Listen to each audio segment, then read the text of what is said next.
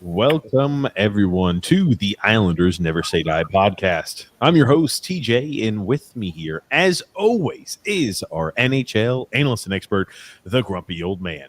They say there's no shame in his game because he's always the same. That's me. Grumpy, how are you doing this fine Saturday evening? Very good. Thank you. Yourself? Not too bad. Are you hooked up with your mic? You're coming in really loud. Maybe I got to mess with my soundboard here for a second. You're always full of complaints. No, I'm just making sure it sounds well there on my side. No, Grumpy, but yes, you're happy. You were we were running a little late today. What a shock. For those on the cusp. I don't know why you tell people the shows are going to start at 8. You might as well just say 8:30, then you just get ready for 8, and then it'll be 8:30. I really intended on being here on time. You're never on time. Ever. I'm somewhat on time. Sometimes. Never. Well, welcome everyone to the show. For those of you who are new to the channel, this is a twice a week All Islanders podcast. It takes place every Wednesday and Saturday at 8 p.m. Eastern Standard Time. Sometimes we run a little late. Just sometimes. Once in a blue moon, we run a little late. Can I just tell you something? Yeah. I watched something on YouTube, and it was an older clip or whatever, and a guy came on. He's like, and he does like little split, little snippets like of our show, like Tony Cheese is supposed to do for our thing. But he comes in and he goes, I am so sorry that I'm 10 minutes late today. There is no excuse. I'm embarrassed that I'm late. And I thought, you know what? This guy thinks the same way I do. There's only one member of our team that doesn't think like that.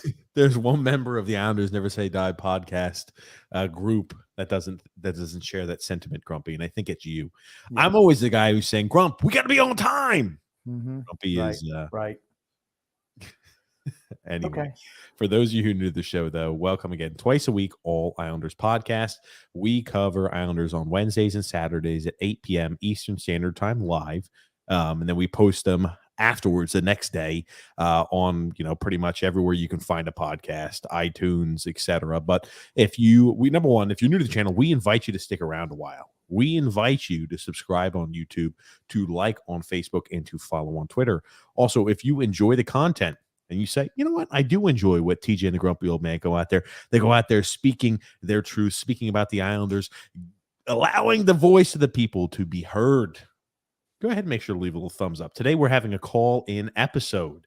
As always, I know they're favorites. People who listen to the show live really do enjoy the call-ins, and it's been a while. So I think we're a little bit more than a quarter of the way through the season. We're going to go ahead and obviously want to ask you guys what you think to this quarter waypoint. What do you think about the team? What do you think obviously I think most people will be impressed with what we've seen early on this year regarding the point total. But kind of what are your concerns and what are you happy about? So I just want to gauge the people, Grump. Well, we're almost at the third of the league's third of the season's gone. Right? Another 3 games? Third of the season's gone. Sure. Yeah, I'm about to say a third waypoint. Okay. Yeah. It doesn't come off as clean as a quarter of the way, but yeah, we're about a third of the way through the season. Obviously, most recently, the Islanders lost yesterday to the Nashville Predators. It seems like we can never beat the Predators. Yeah, again. It's one of those bugaboo teams right now, right? Can't beat them. Remember when I think we lost like 14 straight games to those dreaded filthy Philadelphia Flyers? Yeah. Oh, that was of course that was way worse than this. But still, it's like certain teams kind of have your number for a while, and it seems that's the way Nashville's been the last couple of years. Yeah, Nashville, it's a game. Here's the thing. I liked what I saw from the Islanders yesterday, though, right? I could say that. I like the way we played. Well, the third period. I mean, I thought we were great in the third period. It's just, but we come out flat to start games. I'm baffled. I don't understand it. I don't understand. We've always talked about how dominant of a third period team the Islanders have been this year, leading the NHL in goals scored in the third period, almost around a goal and a half a game every third period. So anytime you're scoring about 1.5 goals in the third period alone, you're doing something right to close out games. And yesterday against Nashville, we really poured on pressure. To be honest with you, I did not think we were going to lose that game entering that third period. Nashville had just come off. They were on the second end of a back-to-back scenario, and they looked absolutely exhausted when we were putting pressure on them in the third period. I really thought we were going to be able to strike and knot that game up. And a backup goalie as well. That too. I mean, the backup goalie, tell me this is not usual Islanders. We haven't seen it yet this year, but the backup goalie in there looks like Dominic Hasek. Yeah. Go ahead. Yeah, I agree. And that's usually the way it's been in the past, but, recently not so much. I just thought we were so dominant in third. I think I even called you up, TJ, and I'm like, we're going to win this game. I didn't think there was any way we were losing that game. Not one. And then when we scored the goal to make it 2-1, I'm like, all right, we're absolutely coming back. That Barzal goal, which was brilliant. And we just couldn't close the deal. I'm shocked. Again, though, as we saw with Philadelphia, if we have a team that we're playing and their goaltender is really good, we're going to struggle. We've been lucky this year playing teams with their goaltending. A lot of times backups just look like horse manure out there. And that was not the case last night. I mean, their backup goalie was really, really good. He was really good. Lankinen, right? Yeah, Lankinen. He played extremely well. 48 saves on 49 shot attempts. So, sometimes a goalie just going to run across a hot goalie. I like the way we looked last night. We've talked about it before. Early on in the season, obviously, it's nice to come away with points when you're playing, as many points as possible. But I care more about how the team looks and how it's playing. I told you we went through a stretch where I was not very confident. I wasn't very pleased with this type of hockey we were playing. And I know maybe people are going to look at it and say, well, we lost to the Flyers recently, and now we've lost there to the Predators, and we're about to get to a hard portion of our schedule. And that is true. December the 3rd through December the 27th is going to be the hardest stretch the New York Islanders have this year. Yeah. I think who do we have next? I think don't we have Chicago Chicago tomorrow. Okay. So that should be a win because their goaltending is terrible. They're a bad team. I think they're going to be on a back-to-back. So that's somebody we should handle pretty easily. I guess Varlamov probably gets a start in that one, I would think.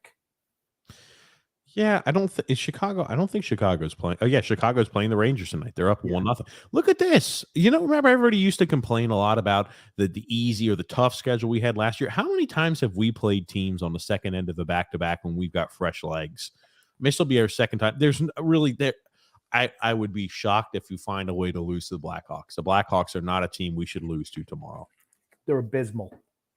They're bad. Yeah, Very bad. absolutely. I mean, you'll look when everything ends today, right? Right now, the Penguins are up against Grumpy. They're up against the Blues 5-2. So the Penguins are going to have 30 points with 25 games played, just like the Islanders do as well. They've righted the ship, Yeah. without a doubt. I was hoping that, okay, maybe the Penguins are done. That makes it better for us getting into playoffs. They've righted the ship. They've absolutely straightened themselves out.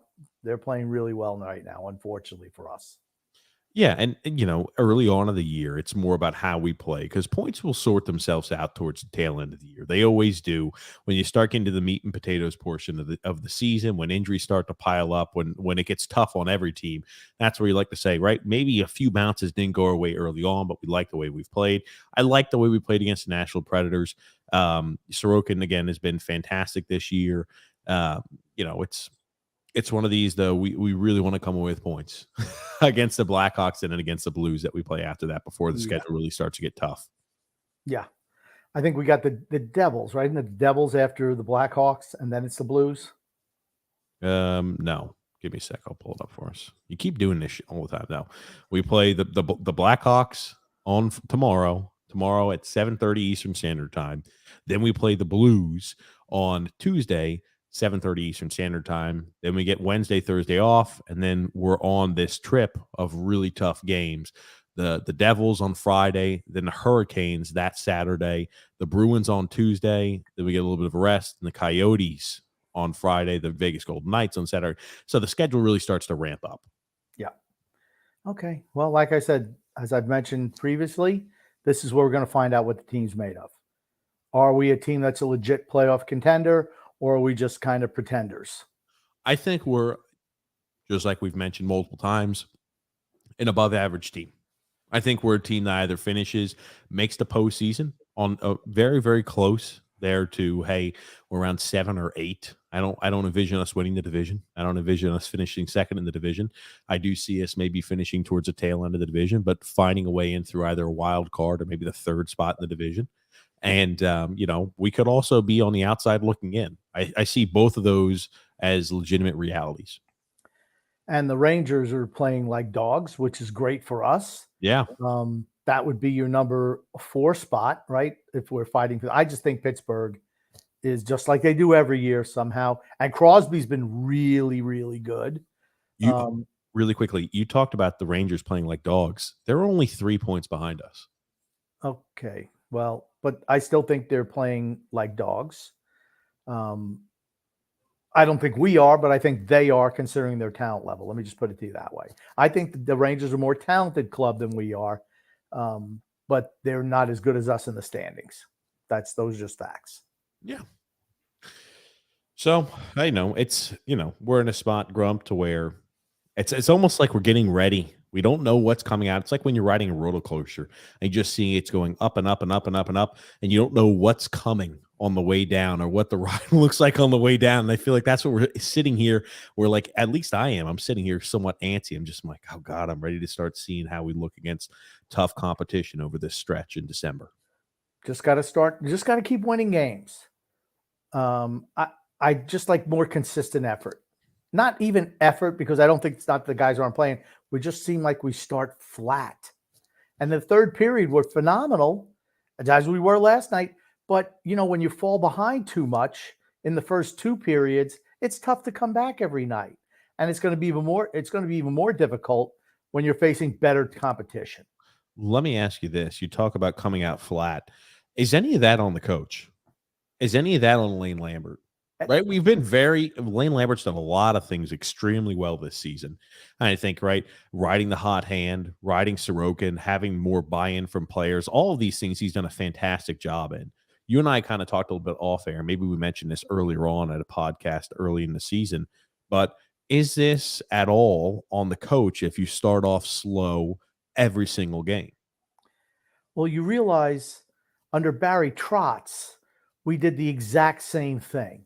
We'd come out flat. We'd have a terrible first period, rebound in the second, or we'd have a good first period and just fall asleep in the second. At some point in time, you got to put it on the players, don't you? I I guess don't you don't know. think so. The reason I'm kind of pausing on that is we have opportunities in the first. I mean, like the players, we know what we are, right? We are who we are, I think, regarding our player personnel group. And we've been like that from the start. But if we came out and we looked the same way as we did in the third period consistently, well, yeah, if we looked kind of mediocre every single period, it'd be different. I just think there's such a stark difference between how we look in the first period compared to how we look almost on a nightly basis in the third period. That is it on the players? Maybe. I don't know. I think what happens in between, what happens during that second intermission that causes the Islanders to really go ahead and amp up their game and their effort level. Because it's not just their game takes a step forward. The effort level does too. You see on their forecheck, right? They change it to where, hey, if we're down, no longer remaining with a 3-man forecheck, we're going with a 4-man forecheck every single time we have zone entry. I just think that it's like we're lacking urgency until we get to the third period.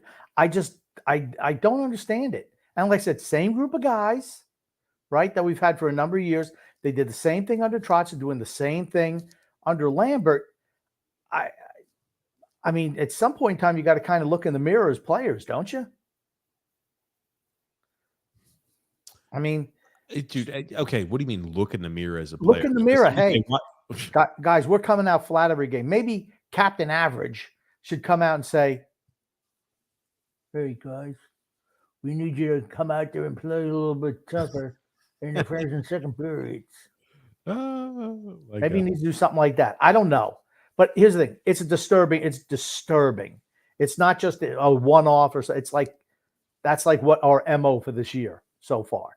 Play like below average hockey the first two periods for the most part, and then come on like gangbusters in the third. It makes for very exciting hockey for fans to watch because, you'd be lying as a fan if you said going into that third period, you didn't expect us to score another one to equalize that game. Once Barzal scored and we were just pouring pressure on them, I said, this is it. They look slow. They can't get the puck out of their own zone. We've got power play opportunities, and I think about how many power play opportunities we had yesterday. We just kind of just failed by the wayside.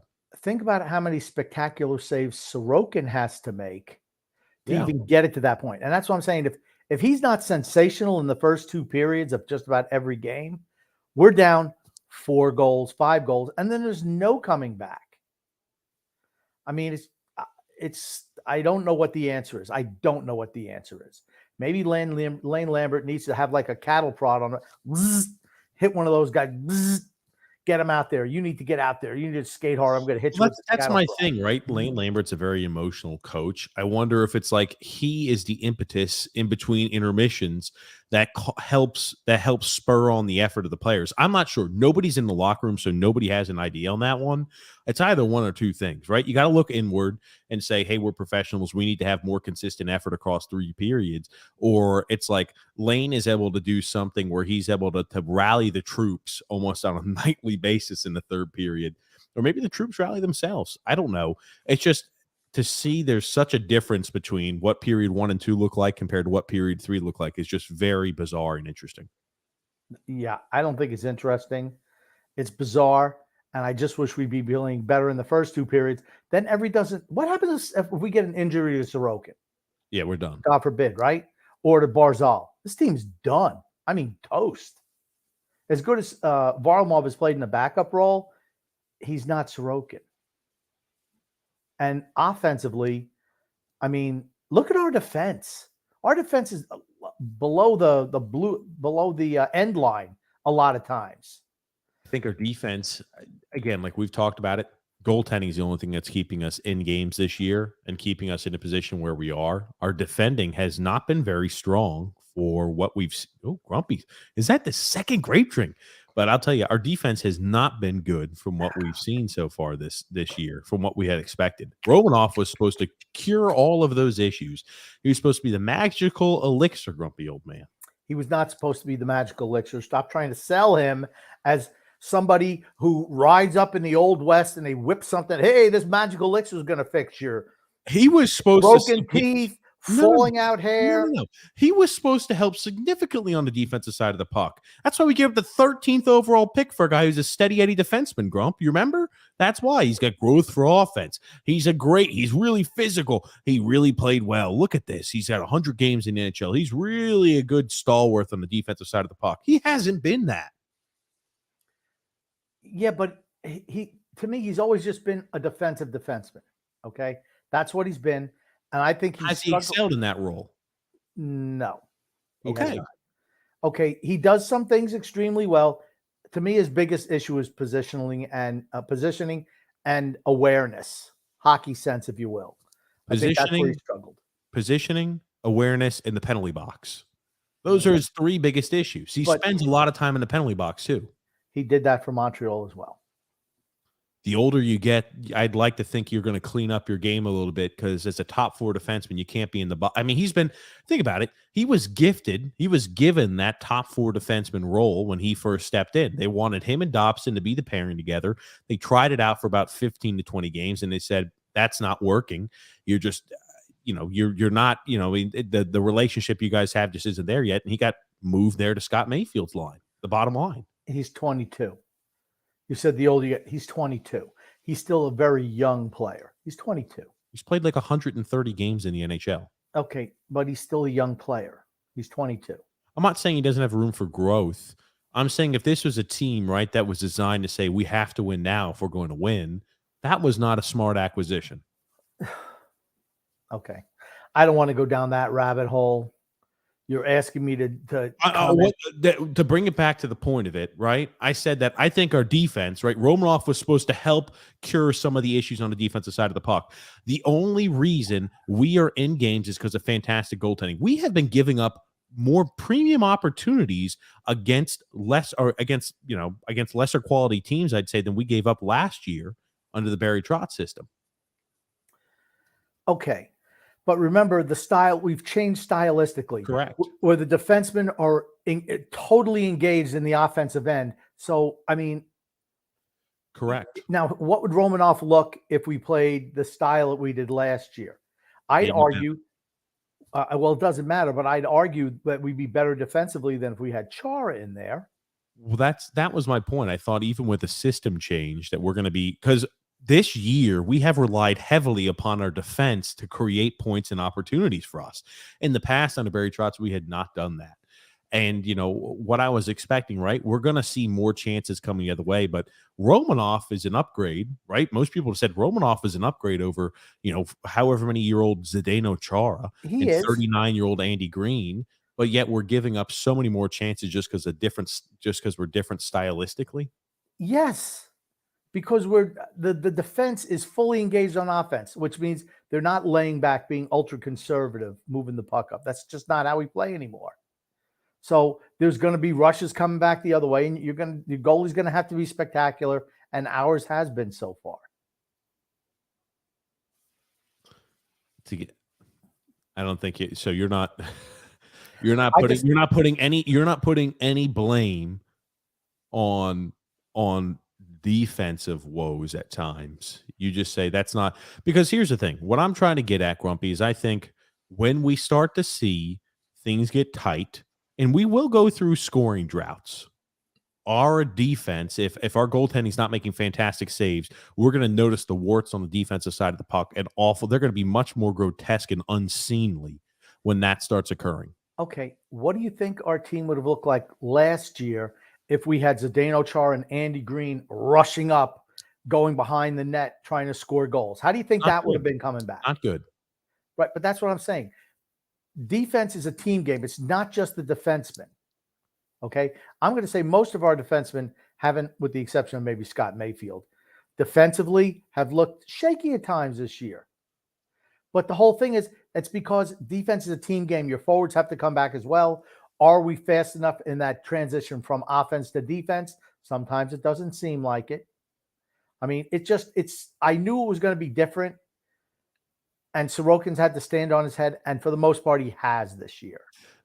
That's correct. I'm just saying right, we said he's favored to win the Vezina about a third of the way through the NHL season. Does he play at that same level, or do we see that? He's been spectacular. His numbers better than Shesterkin's that year when he had that last year when he looked like he was God mode out there on the ice. So do I expect Sorokin to have a better year this year than Shesterkin did? Who knows? I don't want to have to be reliant upon that, though. You know what I mean? When I'm thinking about, because right, the goal is not to make the playoffs. The goal is to win the cup. You don't want to be reliant upon your goalie having to be spectacular every single night for you to be in games. But playing this system, that's what he has to be. It's the only way for us to get more goals. We're scoring more goals this year, and our goaltender has to be sensational, saving a whole bunch of high danger chances. Where it's not really been that case. That hasn't been the case the last number of years. Under Barry Trotz, it was like, we were buttoned up first defensively, and whatever happens offensively happens. That's not the case now. We're being more proactive in the offensive zone. So there's going to be, you have to take away from something else, right? If you have the same cast and crew that we had last year who couldn't score at all, and then you have this year we're able to score. Well, what's the difference? Because the defense is engaging more offensively, and therefore, there are going to be opportunities coming the other way because you still only have 5 guys on the ice at one time. And not everybody's Bobby Orr with skating ability. Certainly not on this team. I just really thought, and again, I don't disagree with those points. I thought Romanov was going to be such a step above what 44-year-old Zdeno Chara was, that even with putting more pressure in the offensive zone, he's a better skater. You feel like, he won't be as good positionally because Chara, that's a thing where he really excelled. Unbelievable positional defenseman. Absolutely he was. But he's going to be better skater. He's going to be more athletic. He's going to be more mobile at this stage in his age. So he'll be able to get up and down the ice with more efficiency than a guy like Chara ever would. So it's a wash, but it hasn't been. And that's my thing. If our goaltending was not unbelievable, top goalie in the NHL, we'd be in a very different situation we are right now. So we're very fortunate that we are. I'm just worrying, is that in the postseason, is that going to carry us? That's always the thing, Grump. Well, you got to make the playoffs first, but hot goalies can take you a long way in the playoffs. They can. But when you have to rely upon your goalie so much so early, look what happened with Shesterkin. I wouldn't say he was stellar in the postseason last year, would you? He was not at the same level he was in the regular season. Okay, the reason is the playoffs are a different animal. Okay, I believe that was Shesterkin's first trip to the playoffs, correct? Couldn't tell you. But he was okay, but it's a little bit different. The intensity is more. The teams who've been there before know what it takes to win playoff series. I think the Rangers were lucky. I'm just talking about the goalie. I'm talking about the goalie. We don't need to talk about anything. Okay. Goalie play. He let in weak goals in the postseason. He wouldn't have let it in the regular season. Well, that's my point. If Pittsburgh and Carolina didn't have third-string goalies in there, the Rangers don't even get out of the first round. That's okay. Correct. So, because it wasn't Shesterkin who held them up last year. It was their offense at the end of the day. And if that's the case, if that's going to be the case with the Islanders, we're not going anywhere in the playoffs. That's what I'm trying to ask. Because he was relied upon. It's like, let's imagine like this. Like, I'm going to use a baseball analogy. Like when a pitcher today, right? You don't see pitchers throwing really for over 200 innings. But if your team is so bad that you're going to require your pitcher to throw 300 innings, or you're going to require your goalie to make fantastic acrobatic saves night in, night out over 60 of an 82-game season, how much do you expect him to have left in the tank, even if he's in the prime of his career come the postseason? That's all I'm saying. Can we look at Shesterkin's performance last year, as amazing as it was, and say he dropped off a little bit in the postseason? I worry that Sorokin, same exact trajectory. Unbelievable regular season, looking like he's going to win the Vezina.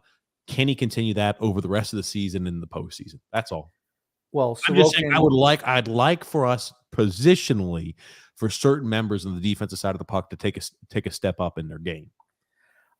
I just don't think that Sorokin is going to play as many regular season games as Shesterkin did last year.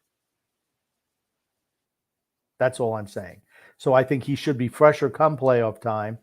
And remember, we are a better defensive team than the Rangers. How many games do you think Shesterkin played last year? 58. 52 starts. Okay, 52. So he played 52 games to 30.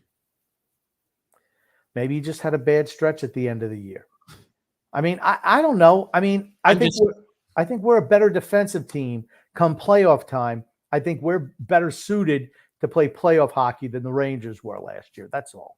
I understand. But do you think our defense, when do you think we start becoming a little bit more, it's just certain uncharacteristic mistakes we have not been accustomed to in the past that we make on the defensive side of the puck, whether that's from the forward group or from the defenseman, where I'm just like in our own zone, I'm like, what? Why the hell why are we not following our man? Why are we not marking our man? We're allowing him right into the crease there with with a premium opportunity to score. Those were not mistakes we saw a lot under Trotz. We knew there was going to be a drop off a little bit, but do you see that ironing itself out, or do you expect that to be consistent the remainder of the year?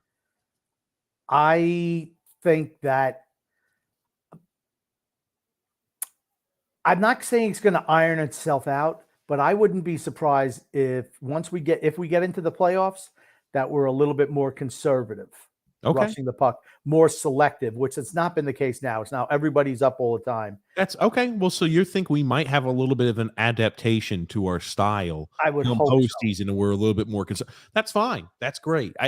It's just like we talk about how different. I mean, the Lane Lambert system to the Barry Trotz system is very different. We could say that about a third of the way through the season. Extremely different. Some ways much better. In a few ways not as good.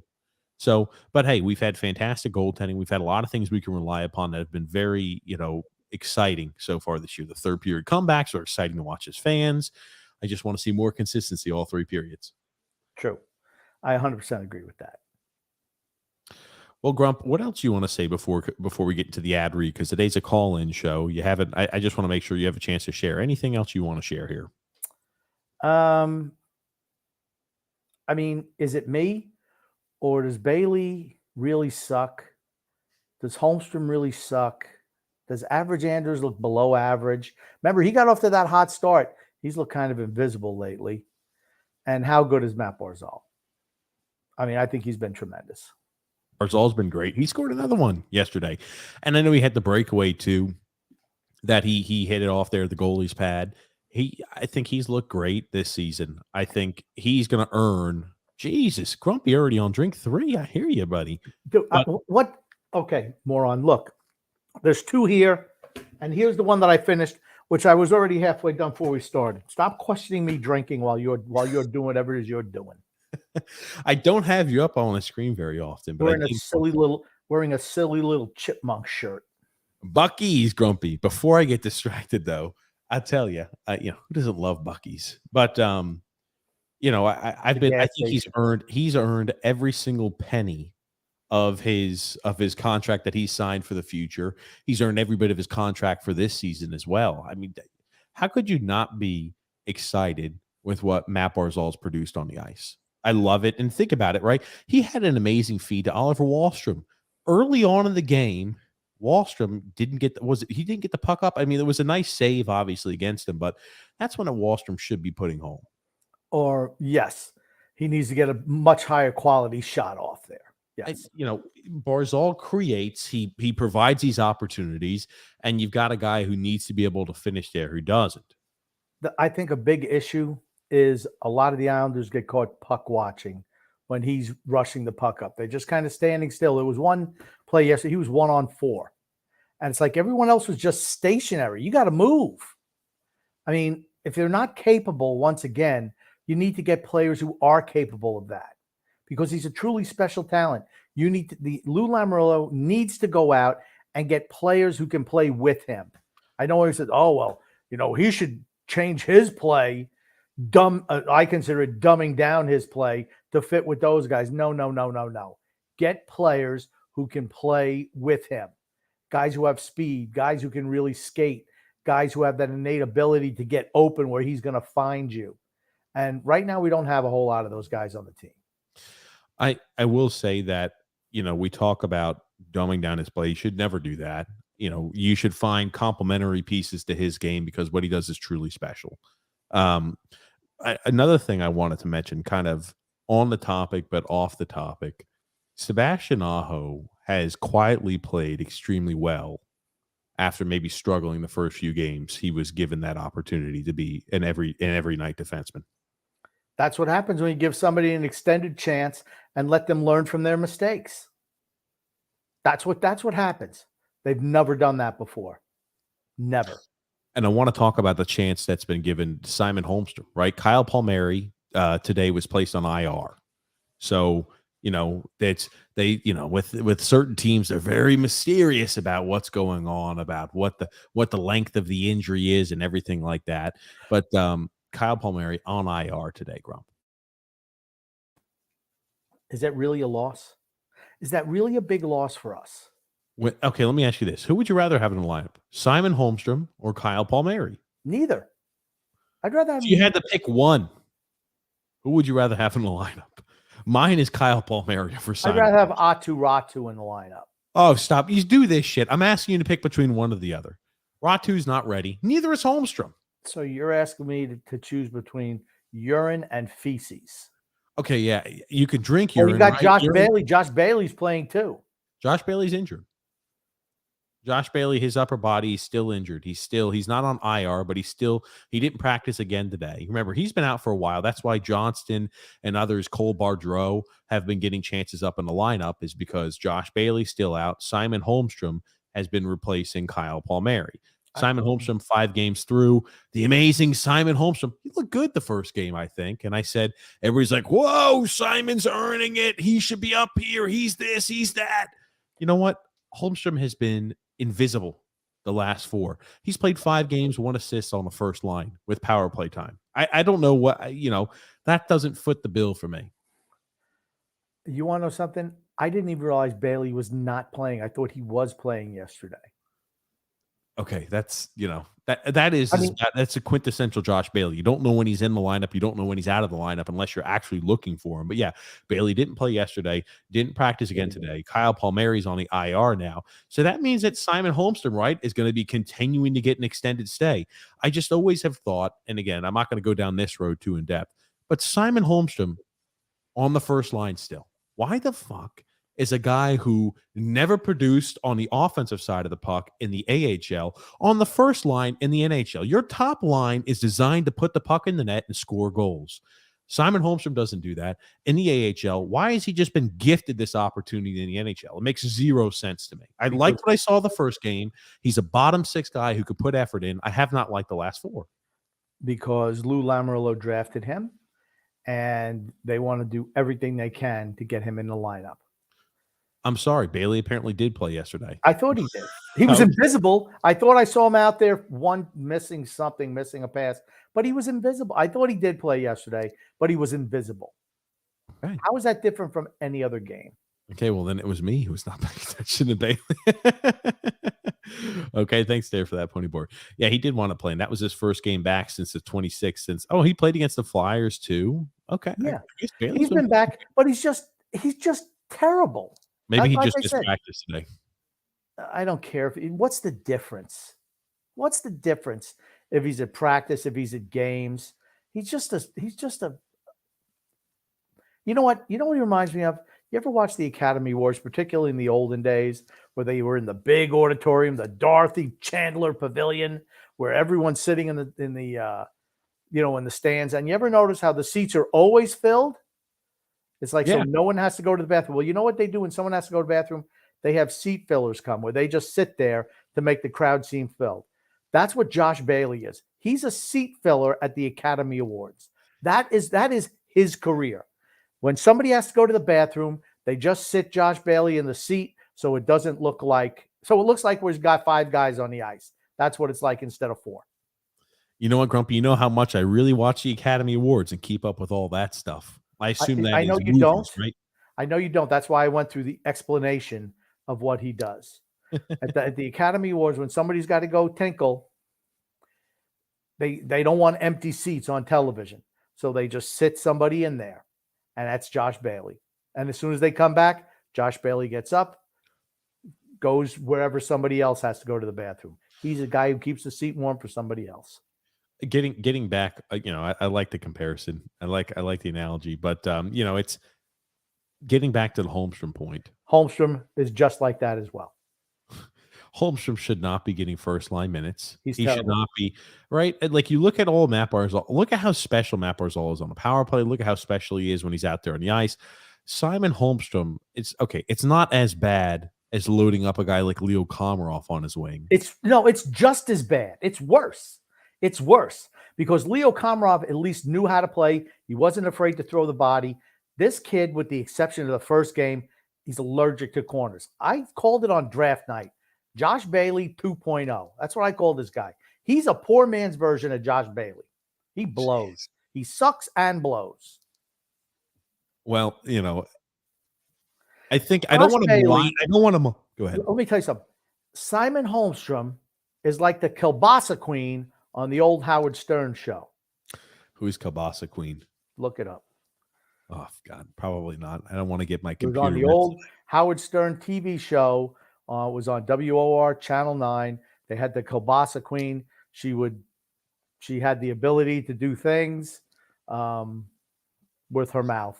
Oh, God. You know what? Yeah. Okay. Yeah. I said, I didn't say put it on the show. I just said look it up and you'll know that's Simon Holmstrom. That's Josh Bailey. The kielbasa playing nice in the sandbox. You know what? Maybe they'll just be called the kielbasa queens, Bailey and Holmstrom. Oh, good gracious. It's so easy for me to come up with nicknames for these guys.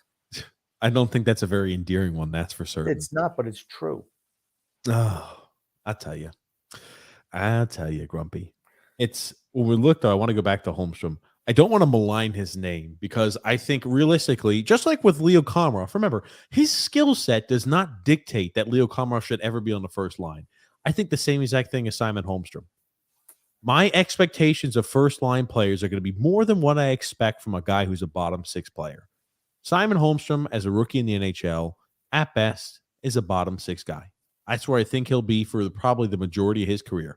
Maybe he can elevate his game to a middle six player, but I think realistically, he's a third-line guy. We're giving him these chances. We're giving him minutes on the top line with Matt Barzal and Oliver Wahlstrom. I do not remember the last time a rookie was gifted the first line role on the forward group. What else does that tell you? It's the shit that pisses me off a bit. But what else does it tell you? Play favorites. No, Zach Parise could not keep up with Matt Barzal and Oliver Wahlstrom. Ooh, I know Phil's facts heard that one. Because they were supposedly working so well together. He got dropped to the third line because he can't keep up. Grumpy. Phil's facts said he's calling out everybody who said that Zach Parise was finished. So, Grumpy, he's going to be calling you out when he sees you. All right. He's call you out, Grumpy. He's the same guy. He's smackdown on your Rudy 2 candy ass. He's the same guy he was last year. The same exact guy. 35 points, 15, 16 goals, 15, 20 assists. That's what he is. He's a third-line guy at 38 years old. Not getting any better. You're not going to see an Indian summer out of Zach Parise. He is what he is. Remember when he was slurping on Barzal's jock earlier in the year? Oh, I like playing with him. Yeah, love playing on his first line. He was doing his best suck job on Barzal to make sure he continues to play on that first line because he never got over getting demoted in Minnesota and then cut. He couldn't handle it when he was dropped to the third line because that's where his talent level was at that time. And guess what, folks? It hasn't gotten any better. It's gotten worse. He maybe looks better on this team because we don't have a whole lot of offensive talent, but he's still at this stage a third-line player. He didn't like it, so he threw a hissy fit in Minnesota, and he's like, oh, I'll do whatever's best for the team. But, boy, I love playing with that Matt Barzal. That didn't last too long, did it? He's a third-line guy. It's what he is. Palmieri, third-line guy. Josh Bailey, we're a team of third-line guys. Okay, and I wanted to backtrack it. You had mentioned about Zach Parise's performance this year. He's on pace right now to hit 36 points. I think he had like 35 last year. Whoop-de-doo. He's right on pace. Same guy. He's right on pace there, I think, from what his numbers were last year. Yeah, last year he had 35 points. This year he's on pace for 36. So yeah, I wouldn't say that he's exactly the same. He's a bottom six guy. He's a at best third liner. I wouldn't mind him even on the fourth line in a grinderish type role. He gets his ass in front of the net. He's not afraid to go ahead and put effort out there. He can play the special teams when need be. But this is a guy, I'm pretty sure Zach Parise's gotten power play time as well this year, if I recall. Yes, of course he does. And he gets penalty kill time too. And here's the thing. There's nothing wrong with having Zach Parise on your roster. He only makes what $1.5 million? Yeah, 1.5. That's fine. He's a third line guy making 1.5. No problem with that. Yeah. The whole thing is there's no upside to him. Don't think there is. There is not. And, but for 1.5, he gives you everything he's got every night. Nothing wrong with that. It would drive me crazy if he just signed a 5-year extension at $5 million per. Then I'd be all over him. But I'm not on Zach Parise. He just is what he is at this stage. He's, probably half the player he used to be. Just not as good. And this, he's 38 years old. 38 special. That's what he is. 38 special. Oh my gosh, here. I tell you, grumpy old man. I want to go ahead and get into the ad read so we can open up the phone lines. I think that next few games are important, but man, oh man, December, ladies and gentlemen, strap in. Early December until Christmas. We're gonna know right around Christmas time what this Islanders team is made of. Today's podcast, Grumpy. So if you write this down, write the time that we're doing this podcast. I got it. I already got it written down. Okay. 47-20. Okay, make sure you write that down for us, Grumpy. I don't have Today's podcast is brought to you by DraftKings. Hockey fans, light the lamp this winter with DraftKings Sportsbook, an official sports betting partner of the NHL. New customers can bet just $5 pregame money line on any NHL team to win their game and get $150 in free bets if they do. And if that wasn't enough excitement, you can turn small bets into even bigger payouts with same-game parlays. Combine multiple bets like which team will win, how many goals will be scored, and more for your shot at an even bigger payout. Download the DraftKings Sportsbook app now and use the promo code THPN and bet $5 on any NHL team to win their game and get $150 in free bets if they do. Only at DraftKings Sportsbook with promo code THPN. Minimum age and eligibility restrictions apply. See the show notes in the description for additional details. Yay. The one job you have is to allow me to get everything pulled back up, Grumpy, over there. Great job, TJ. Is that your seventh grape drink, Grumpy? Nice shirt. Hey, you don't like Grumpy? Looks like a gas station shirt. It does. It's a fantastic shirt, Grumpy. The Buc-ee's shirt. You love Buc-ee's. You went there. You were a big fan. You asked if they had any in your size, and it looks like something. That shirt looks like somebody you check somebody's oil with that shirt. You're a half a quart low, ma'am. It's a working man shirt, Grumpy. Let me ask you a question. Do you even know how to check your oil? Yeah, I know how to check my oil. No, okay, he doesn't know. Okay, something else you don't know. You're asking me I know how to check my oil. You pull it at the top to go ahead and see when you pop the hood of the car to see it. Could I change my oil? Yeah, wait, what? What do you do? You pop the hood of the car, and then what do you do? With an instructional video, you go ahead. If you have a cap, you've got an oil cap on it. You go ahead. Open the oil cap and you see how much oil you got in it. No. There's a dipstick, which is what I'm going to start calling you from now on. You understand it's got the cap on it, the dipstick. You pull the cap off and you see the little line there, Grumpy, and you see how it runs. No, dipstick. There's an actual cap where you fill the oil up. You don't check that. You just check the little dipstick. You look at it. There's a little line that says full, a quart low. That, and you have his thing. You've never seen it. Matter of fact, next time I see you, I'm going to show you what it is. So you don't. And matter of fact, we're going to show an instructional video of me teaching TJ how to check his oil in the car. Oh my fucking God! What a nightmare! Jesus Christ, Grumpy. Oh man, I swear. I'm wearing a Bucky shirt. Yeah, I like my little Bucky shirt, Grumpy. What can I say? Let me do this here. We're going to be opening up the phone lines here for you guys. You could see that call-in number, top left portion of the screen, the 318-608-2245. But let's go ahead. We got a few comments, Grumpy. Starred Yeah. comments. I'll start getting through here. Grumpy, you're gonna be reading. I'll read the comments. About 5 or 6. I'll read the comments. Don't you worry your pretty little head about it. I'll take care of it. Matthew S. says, "Good evening, gentlemen. Very pissed off right now. Does not say why he is, but he's very angry. I'm going to assume it's about the Islanders. Maybe it's about Team USA getting just brushed aside by the Netherlands today, because that's exactly how that went down. I don't know, though."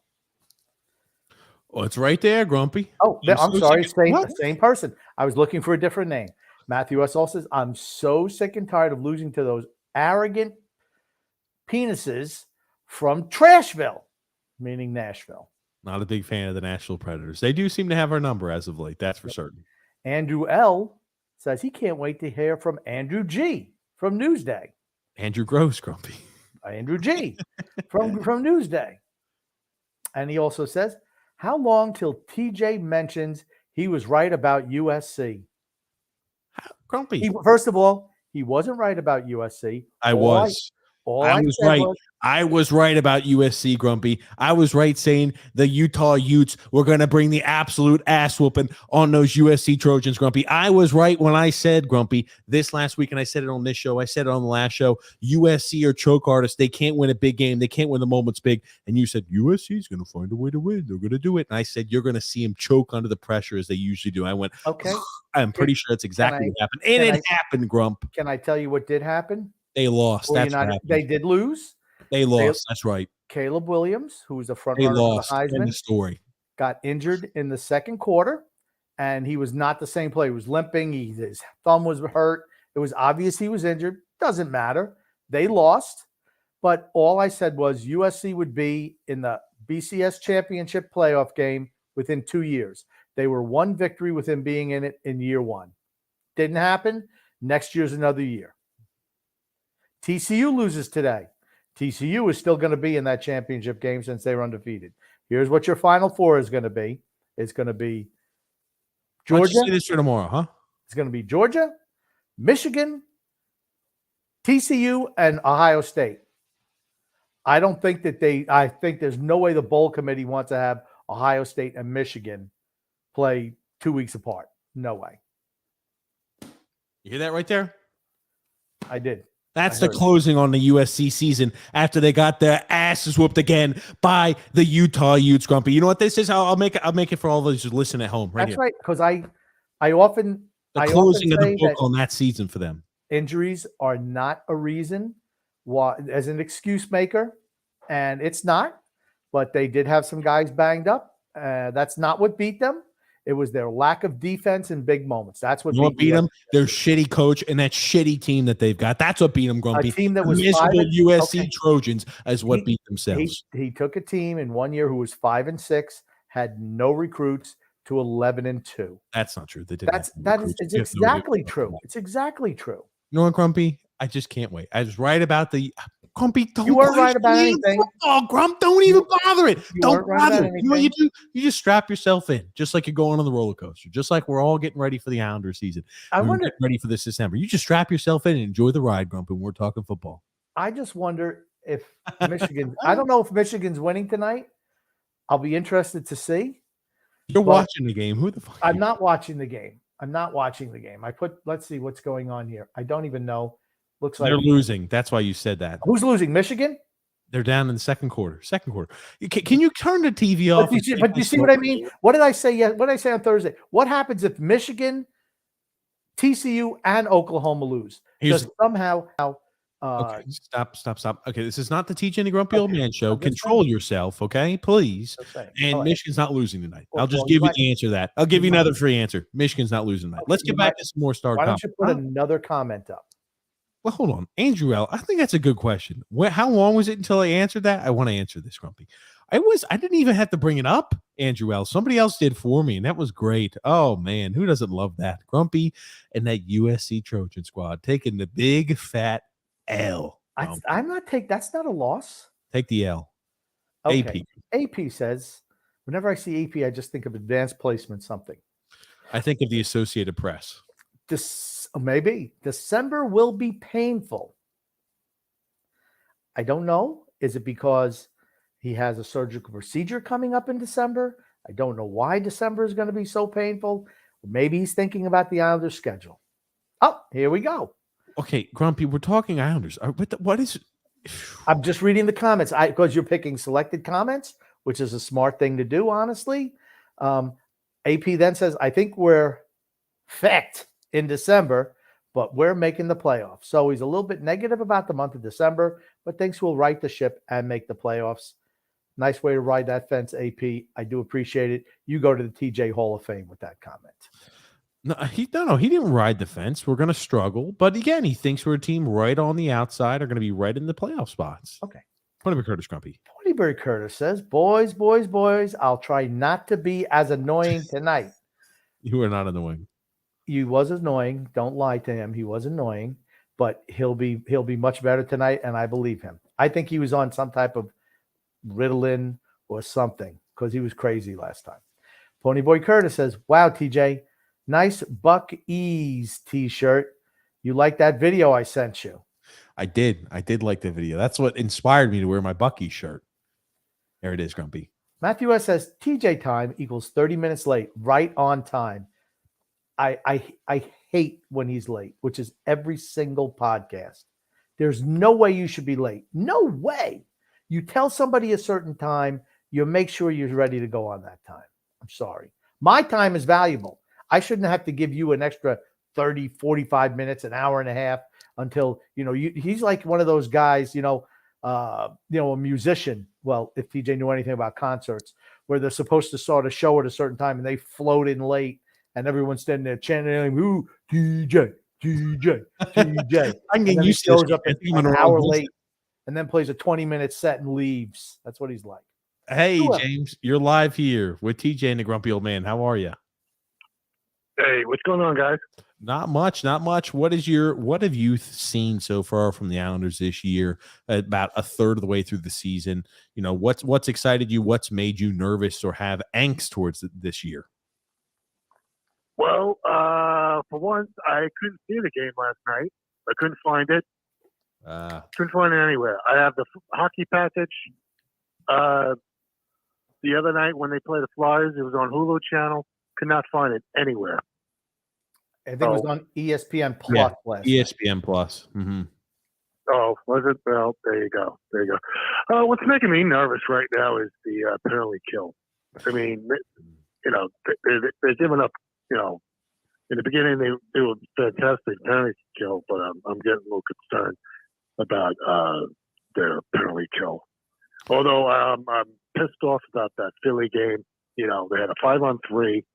They scored a goal, and then right after that, they gave up a shorthand. It seems like they're giving up more shorthanded goals this year, too. But their power play is getting much better, and you guys were right. They're scoring more goals right now. Grumpy, you're right about Palmieri. I mean, he's done. He's done. And as far as Ratu, bring him up. Why not? What do you got? You got Holmstrom there. I mean, if Holmstrom is there, bring Ratu up. Why not? Or even Ruslan Ishikov to play that top line role if you're looking for someone to help produce points. I mean, like if he's playing the bottom six, I don't think you have an issue. But top line, you think they want to produce goals. They want to be able to score, put the puck in the net. You would think. Right. And I'm sorry, go ahead. No, go ahead. Go ahead, James. As far as Sorokin is he is a top 3 goalie right now. Oh yeah.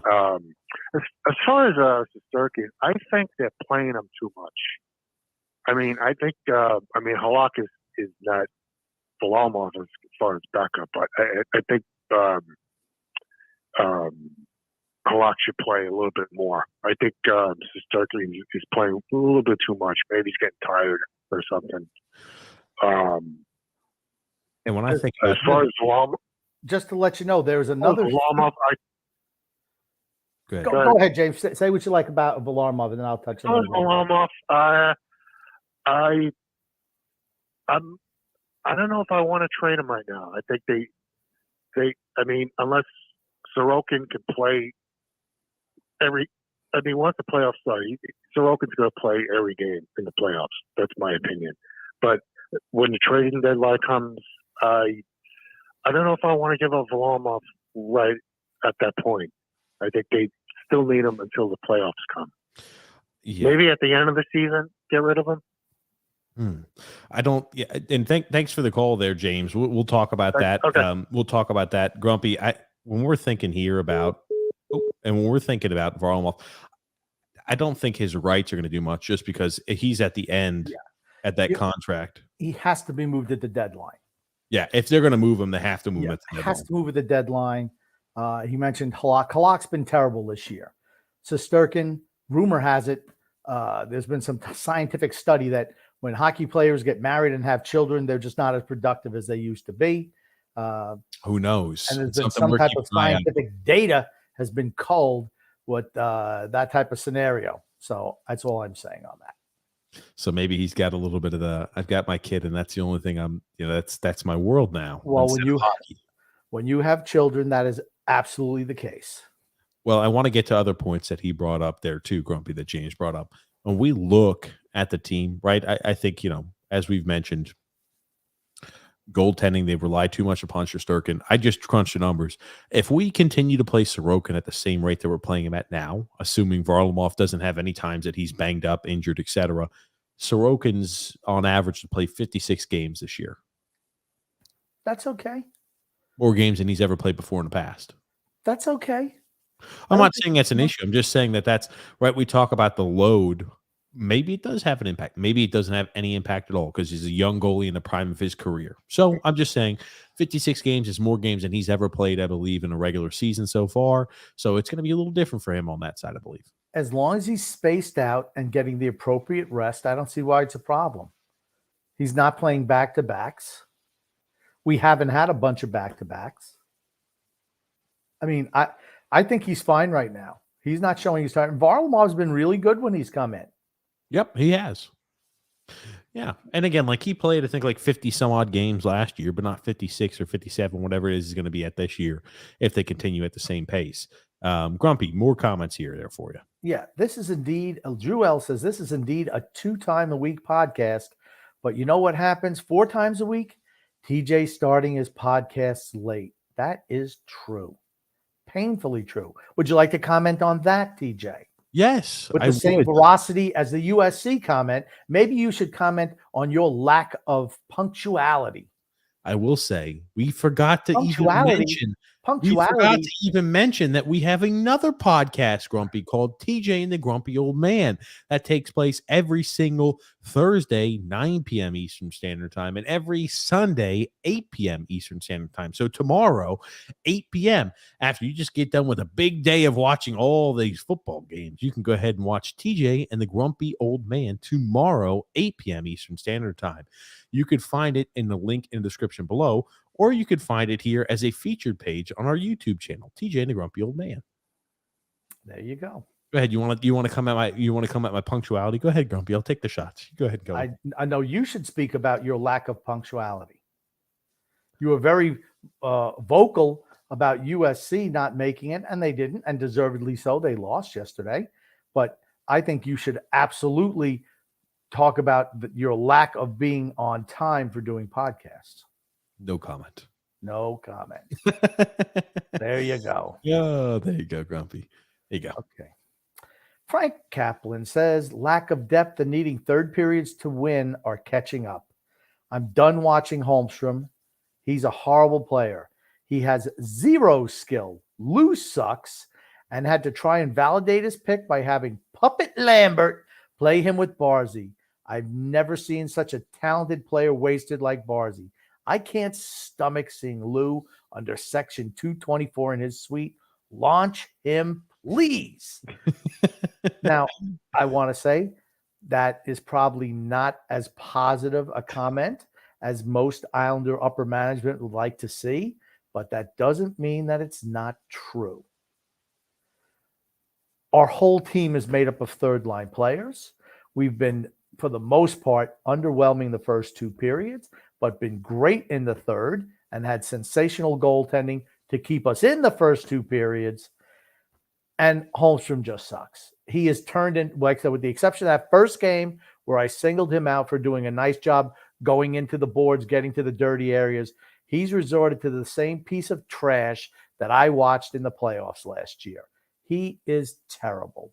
He says horrible. I say terrible. Tomato, tomato, terrible, horrible. What's the difference? He has zero skill.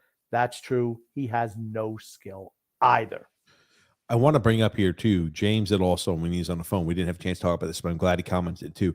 Guys, it seems that our penalty kill is giving up goals. Your thoughts? It happens. Sometimes you just kind of go through streaks where things happen. We were fantastic on the penalty kill earlier. Then we were not so good. Power play has been pretty consistent all year. Sometimes, you tend to get one thing that bothers me with all hockey players. Everybody at the blue line does it. They think that somehow there's a force field up at the blue line, like you can't pull the puck out.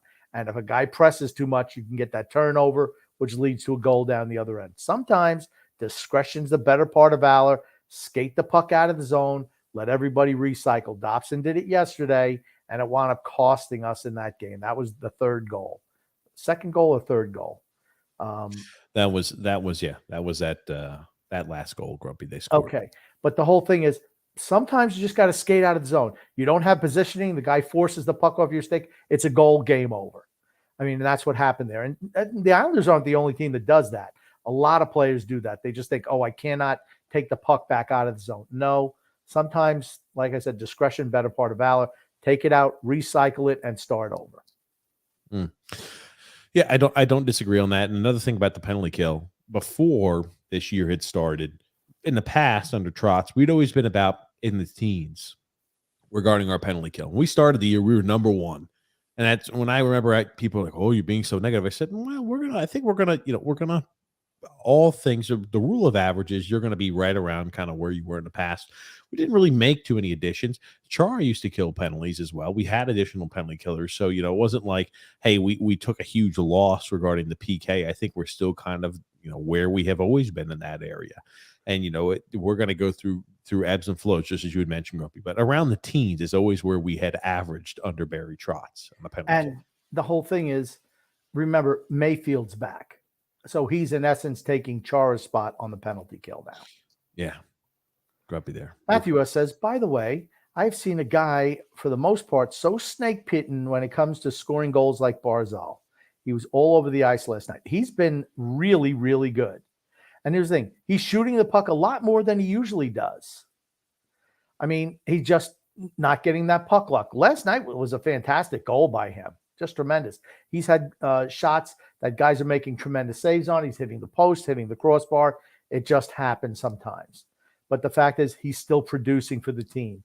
He's, I think, tied for third or fourth in assists in the NHL this year, which means he's setting other people up. I mean, go ahead, Grumpy. I think he's been great this year. Hey, you're live here with TJ and the Grumpy Old Man. Who do we have calling in?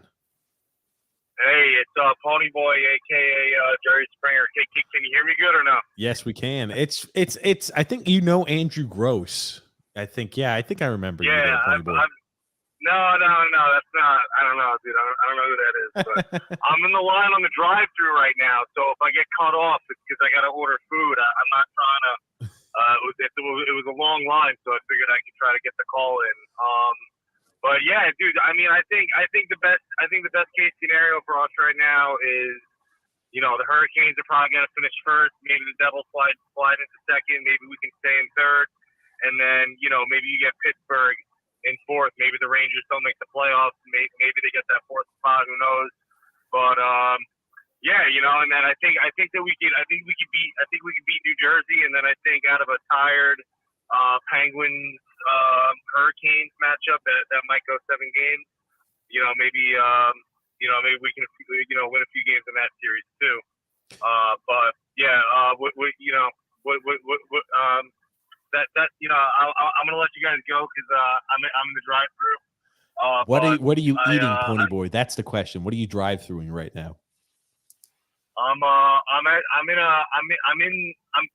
miles away from New York, and I'm in a place where There's like chain specific fast food, but it's a burger place. We're getting burgers and fries and stuff like that.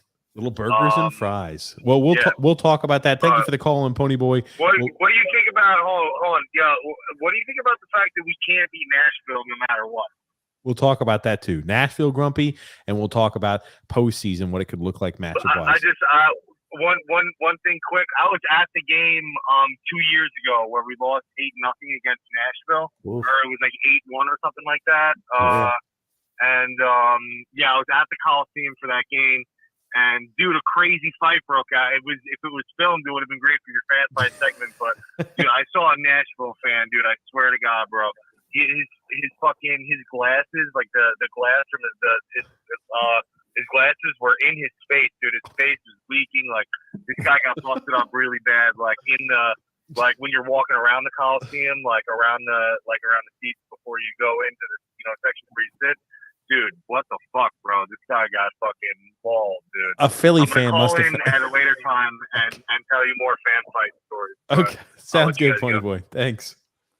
Okay. Grumpy, it sounds like a Philly fan found its way into the Coliseum that evening for the Islanders. The whole thing is, you got to know when you're in enemy territory, and you got to know when you're up 8-1 or 7-1. You got to stay quiet, dude. Everyone's upset, and if you want to start talking some smack, and he's wearing glasses, that's not going to save you in today's day and age. It's something. Oh, I won't hit you if you're wearing glasses. Now I think people want to break people's glasses in their face. It's just, you know where you are. Just don't do it. Talking about why do we struggle against Nashville? First question for you, bro. Like I said, just sometimes there are just teams that just kind of have the Indian sign on you a little bit, where they're just kind of snake bit. And I think that's the way it is with Nashville. I don't think they're any great shakes. I don't think they're a better team than we are. Right now, they just have our number, and things go in cycles. Like I said, a few years ago, 4 or 5 years ago, it was Philadelphia. We couldn't beat them to save our lives. Or how about the Rangers when they were bad, beating us all the time? Or when we were bad, we'd always beat the Rangers. It just kind of goes in cycles like that. I don't think we're going to lose to the Rangers this year. I just think right now we own the Rangers. That's good news for us, bad news for them. Even last year when we weren't performing well, we did really well against the Rangers. That's just the way it goes sometimes. I don't think it's because Nashville has greater goaltending or their style gives us a problem. I don't think it's anything like that. They just seem to, get the breaks when they play against us. Is what it is. And I want to go ahead and talk a little bit about, he had mentioned, right, if we find a way, ideally, right, maybe Carolina wins, maybe the Devils slip a little bit because they're not going to continue at I don't see them continuing at the same pace they're at now. Maybe they're finished second in the division. Maybe the Islanders hang on in third place and we're going up against the Devils. I think that would be a very favorable matchup for us come postseason time. I don't. I think the Devils being young and not knowing the amount of murder you can get away with in the postseason helps us out. You can get away with murder in the postseason. I think our team likes to hold, clutch, and grab and be overly physical, and that's why we benefit in the postseason. Maybe, but they're so dynamic skating-wise, we struggle with teams like that. We've seen it in playoff series. Here's my bone of contention. I think Pittsburgh's going to be one of the top 3 teams. Really? I do. They started off great, then they went in that terrible slump, and now they're back to playing great again. Once again, the caveat for any of these predictions is health notwithstanding. Yes, because who stays healthy. If Crosby goes out tomorrow, if Sorokin goes out tomorrow, the same thing. So yes. If the teams have relative health, I mean, you look at Pittsburgh, right? Letang's out right now with the stroke. He'll be back before the end of the year. Yep. And it's just going to make them better. I mean, we don't have anyone who's missing off our team now. It's almost addition by subtraction, honestly. All right, no one does anything special. We'll get to some more comments here, Grumpy. Okay. Michael B. Michael M. Bechet says, "This is the first time I'm seeing this." Talking about the podcast, he said, "My biggest." Oh, okay, Grumpy, are you like? Did you? I don't know. Okay. Today or something? I'm just reading the comment. I don't know if there was another comment ahead of time that you just ignored that tied in with that. I did not know. So don't be hopping on me. I'm just seeing the show today, Grumpy. Well, Welcome, Michael. Welcome to the show. Welcome here. I yes, guess I'll answer that because Grumpy didn't pick up what I was putting down. But he says, my biggest concern is Matt Barzal. right. Still doesn't have a right winger. That's right. And well, Wallstrom's Wallstrom's playing fine the right wing. He doesn't have a left winger. I think you've seen Wallstrom play better. As of, gosh, I want to say the last week and a half, 2 weeks, I think he's playing much better. He's fully engaged along the wall. I don't think we need to worry about him. Another guy, once again, 22 years old. So, there's going to be ups and downs with him. The big hole is left wing. Going into the season, I didn't think we had I thought Barzal was on the helicopter line. I didn't think that he had a left or right winger. But now we're seeing that Wallstrom, given consistent playing time for the most part, and certainly recently, is stepping up his game. They still need somebody on the left-hand side. Why not give Bavillier a shot over there? You know what I mean? Why not? JG Grumpy. JG says, TJ, some people say if you're not at least 15 minutes early, you're late. Maybe something for you to think about. Possibly a New Year's resolution for you. Oh, man, I tell you. Here's the thing. I'll try my best. If you were still playing football, TJ, and you played for Tom Coughlin, your butt would have been cut immediately. Yes, exactly. Yes. Because if he said 8 o'clock, that means you had to be there at like 10 to 8. Yeah. That was Coughlin time. If you're not early, you're late. And TJ's is, if I'm late, what the hell? That's just what I am. Cut site revenge, Grump. I don't think Kiefer Bellows was with the Flyers for more than 2 weeks. Now he's been released by them. Another bust similar to Michael Del Cole and Josh Hosang. All three have the same thing in common. They were never given a legitimate shot with the Islanders. Del Cole got the best shot out of all three, but Hosang never got a shot, period. And it's pretty much the same for Kiefer Bellows. People forget how good Kiefer Bellows was during the preseason. And he played the first game 5.5 minutes, 6 minutes, and never to be seen from again. I just don't like that. If you're going to have best players play, well, guess what? The preseason is a determination of who should be in the regular lineup. Atu Ratu was probably your second best forward in the preseason. Didn't even make the team. But you want to know who makes the team? Josh Bailey, Anders Lee. Just name them all. Name all the veterans. Same team as last year that underperformed. Just disappointing. Mm-hmm. JG Grumpy. Let's not forget the missed breakaway by Barzal. Maybe we'll just say that was a great save by the goalie because he was sensational last night. Okay, yeah, and I was about to say, he missed a breakaway. He scored a goal, though. Top shelf, beautiful shot there on the power play. He's been unbelievable. Matt Barzal is never going to be known for a guy who's putting 40 or 50 goals in the net. He's known as a guy who could be on a pace to have 70 assists in the season. He's more of a playmaker. He's more of a creator. And if he played with more talented line mates, that guy would have 100+ points year in. It would be every year 100 points, 100 points, 100 points. It'd be like clockwork. And for people saying that Matt Barzal, he doesn't shoot the puck or he doesn't pass it, he's fourth on the team in shots. Fourth on the team in shots on goal this year. Mm-hmm. Think about that. Yeah. Robert C. Grumpy. Robert Conte. Hello, gentlemen, from Toronto. I love his little logo. GG's. It's misery here. Mitch the Bitch Marner just broke the Leafs' all-time consecutive game point streak at 19 and tied Taylor Hall and the boss. I don't know what BOKTSs are. Favored him. The front of the net of the starting. What? The Bolt. Okay. Gave him the puck in front of their net starting a power play. Okay. They're playing Tampa Bay tonight. Yes. Mitch Marner's pretty darn good. Tough to put him down. He's been really, really good this year. Look at how good Toronto's been. I mean, let's just call it the way it is, right? They've been really good. I'm still concerned about Toronto's goaltending. They're going to make the playoffs, and I predict they're going to win a playoff series this year. I don't care who they play. They're going to win a playoff series this year. CJ Grumpy. It wouldn't be a podcast without CJ, the Red Lupin Power Ranger, saying, Timo Meyer, please. He's a huge Timo Meyer fan.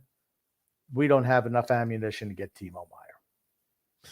There it is. He'd cost a first, a second for the next 15 years in a row, as well as half of the ownership of the Islanders. And we just don't have enough for a guy like that. Matthew S. Grumpy. Nope. Pittsburgh always finds a way. Never count them out. True. They're good. They're good. And Crosby's having a throwback year this year. He is. Okay, here we go there. Jeremy Ford, Grump. Jeremy always with great comments. I'm expecting this to be no different. He says, it's Saturday night. Good evening, fellas. And he's always polite. Always says good evening. Always. Thank you, Jeremy. Good evening to you too. Nice win again. They're 13-3-4 and tied for first to find some positives. It's funny how the Islanders struggle if a sacred cow is injured. Number 15. Why is that? I don't know. Maybe it's because, they don't have that kumbaya moment in the locker room before games. The cul-de-sac gang is unhappy when one of their boys is out. Talking about Cal Clutterbuck. Yes, I'm familiar with that. The one thing I will say about that too, I don't think it always has shocked me that when we struggle, it's like a bottom six guy or a fourth line guy that goes out. That's what causes the reason for our team to struggle. I'm like, why no other team, if you miss Joe Montanaz or AJ Greer or anybody, name any other fourth liner in the NHL goes out, they struggle. The other thing is this, I think, Jeremy, which I think is probably more the case this year, maybe hasn't been in the past, but I think this year it's more important. I think we were winning a lot of games early with these huge heroic comebacks, and I just don't think that these third period comebacks night in, night out are always so sustainable. That's the only difference, I think, maybe about this year than in the past. But we do rely upon all four lines to be firing on all cylinders in order to win games. And if they don't, we struggle. That's always the way it's been in the past under Barry Trotz. And, think about that. Cal Clutterbuck. The amazing Cal Clutterbuck and Palmieri being out is what killing the team, Grumpy. And Bailey. Bailey, when he's out, it hurts. It hurts big time.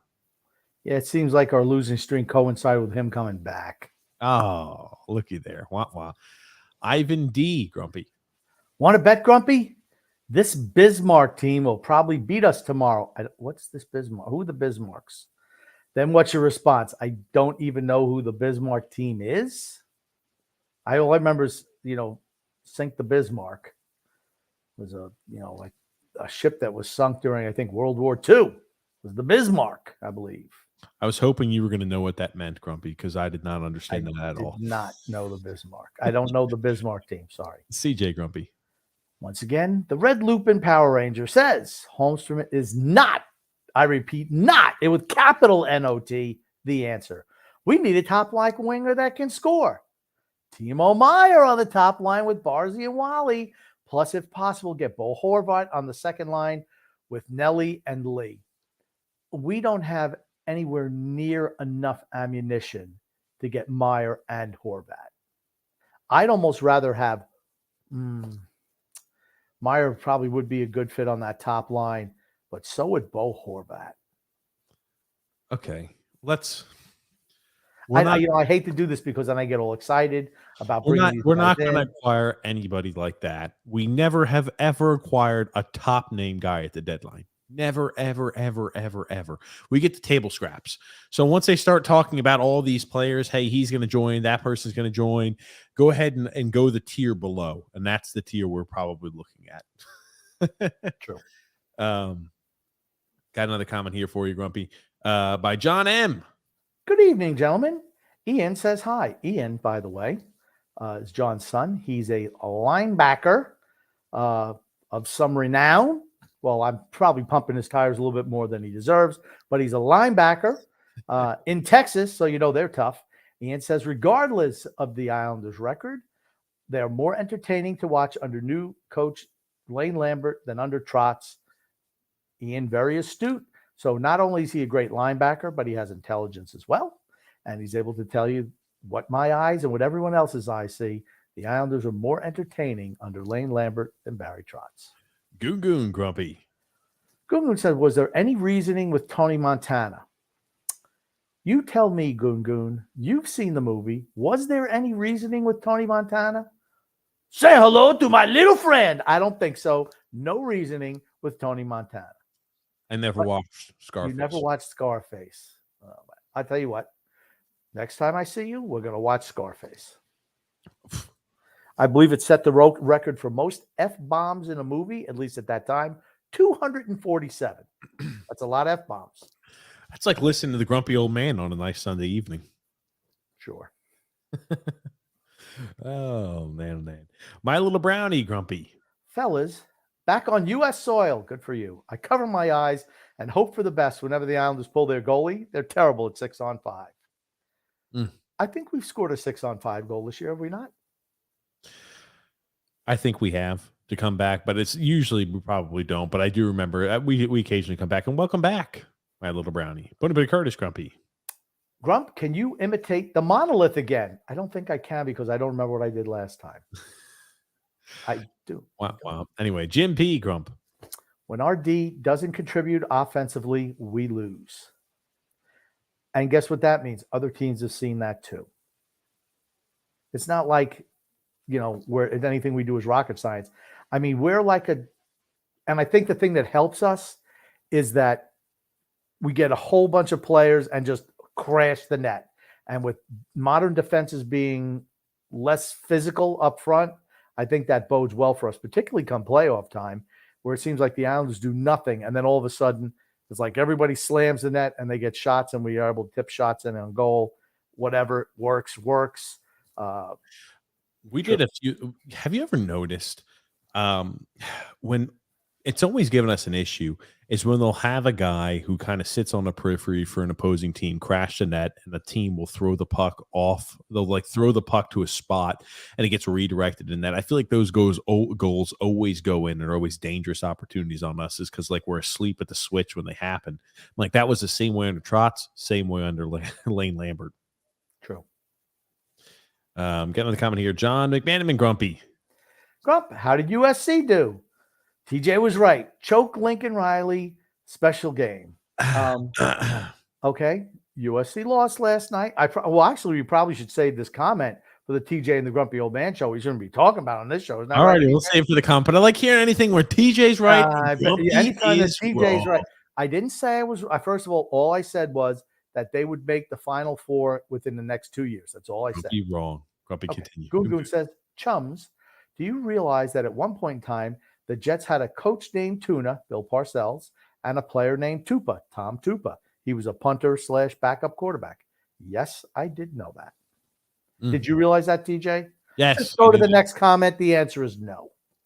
Michael Embachet says, I remember Potvin saying a D-man needs 500 games before they begin to be excellent. Actually, it was 300 games. But now when he talks to Butch, it's 200 games. So maybe if he and Butch talk enough, it'll be 100 games before they're as good as they can be. But it used to be 300. So take that for what it's worth. Got to come here from Goon Grump. Some enjoy the smell of a good old-fashioned cigar. Not me. Some would rather smell a big burrito fart blast. Not me. What do you expert sniffers stand on this delicate topic? I didn't like cigars. I've never smoked a cigar, but it smells great. It smells sweet. There was a guy that used to live, when I was a kid.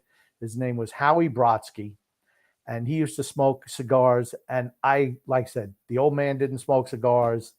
The guy, Eddie Holter, across the street smoked cigars, and Howie Brodsky smoked cigars. I never liked the smell of cigar smoke. And burritos, just no, nothing at all for that. They will eat anything. What was that? You'll eat anything. Okay, I'm not eating a cigar. Well, I mean, don't you? I'm not even going to get into that. I heard some things at Thanksgiving that did make TJ sound too good in the gaseous, the gastrointestinal gases region. Let me just put it to you that way. I don't even know what the hell you're talking about. Really? Yeah, I don't know what you're talking about. But we do have Chris. I think Chris called in, but I missed it. Or maybe he sent a text message to the Google Voice. He said, hey, my name's Chris, and I have a question for Grumpy regarding who he thinks we should try to make a push for during the offseason this year. Already offseason questions. Any players that are eye-popping? Already getting offseason questions. No, Chris, we're not at the offseason. It's too early for offseason. I don't know who's available.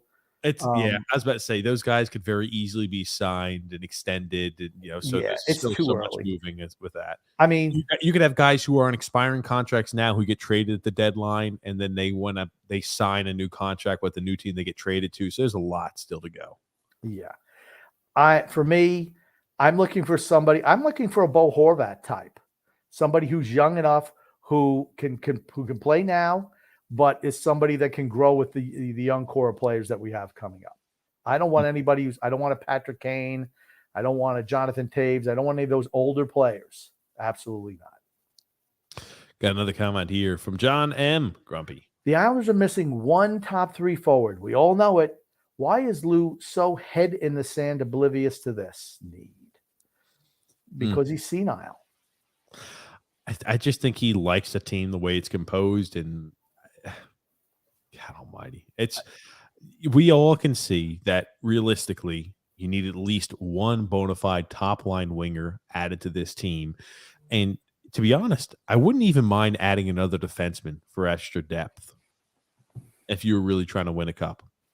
I see. I'm just in a different place. I know this team is not good enough to win a Stanley Cup. I want to move anybody who's on expiring deals, Varlamov, Mayfield. They can get you something to expedite the transition to the next phase. That's what I'm all about. And if you can get yourself, a Bo Horvat type, I'm not looking at defense. Absolutely not. You have 4 defensemen who you can count on. I mean, you can backfill for your third pair. You absolutely can. Pulak and Pelican can be here for the long term. So is Dobson, and so is Romanov. Like him or not, he's going to be here for the long term. So if you lose Mayfield, maybe Robin Salo is ready to step up and play. Maybe Samuel Bolduc is ready to step up and play. I mean, you have to give your young guys a chance to play to see what they can do. Here we go, Grumpy. James F.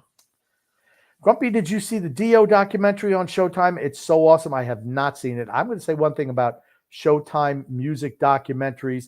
Man, they are really, really spot on. They're really, really good. Every single one is just, man, I love watching them. They're good. I'll have to check that out. No idea when it will be, but I'll have to check that out. Got a comment here from Jeremy Ford, Grumpy.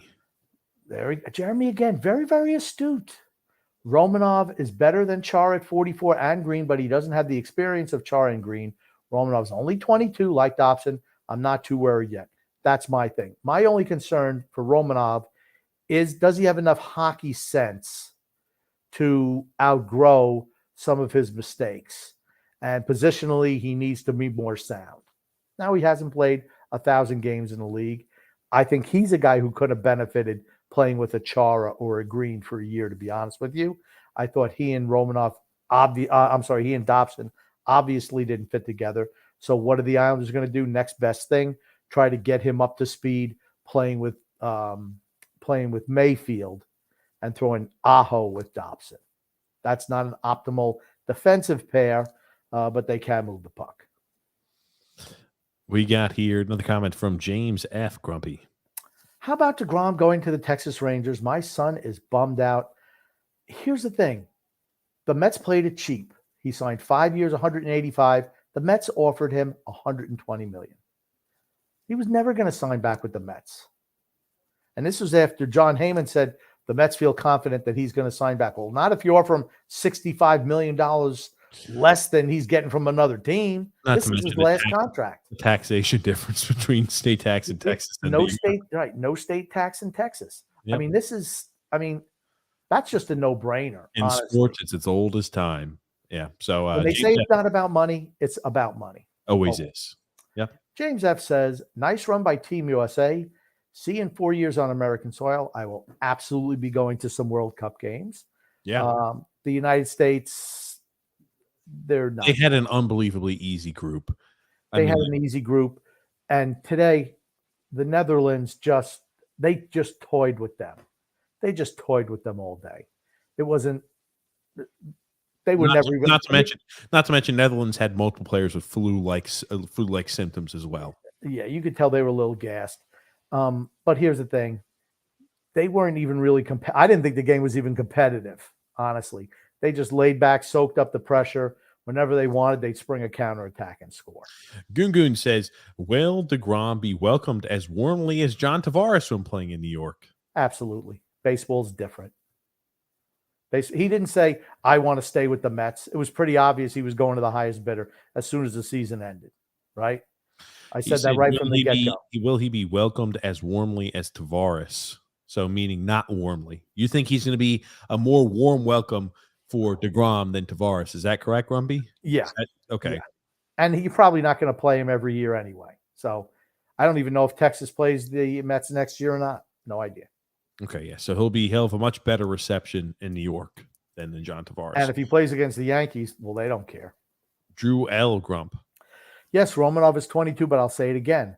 Was it worth giving up the 13th pick? And maybe we could have gotten someone like John Marino in free agency who has excelled in Jersey.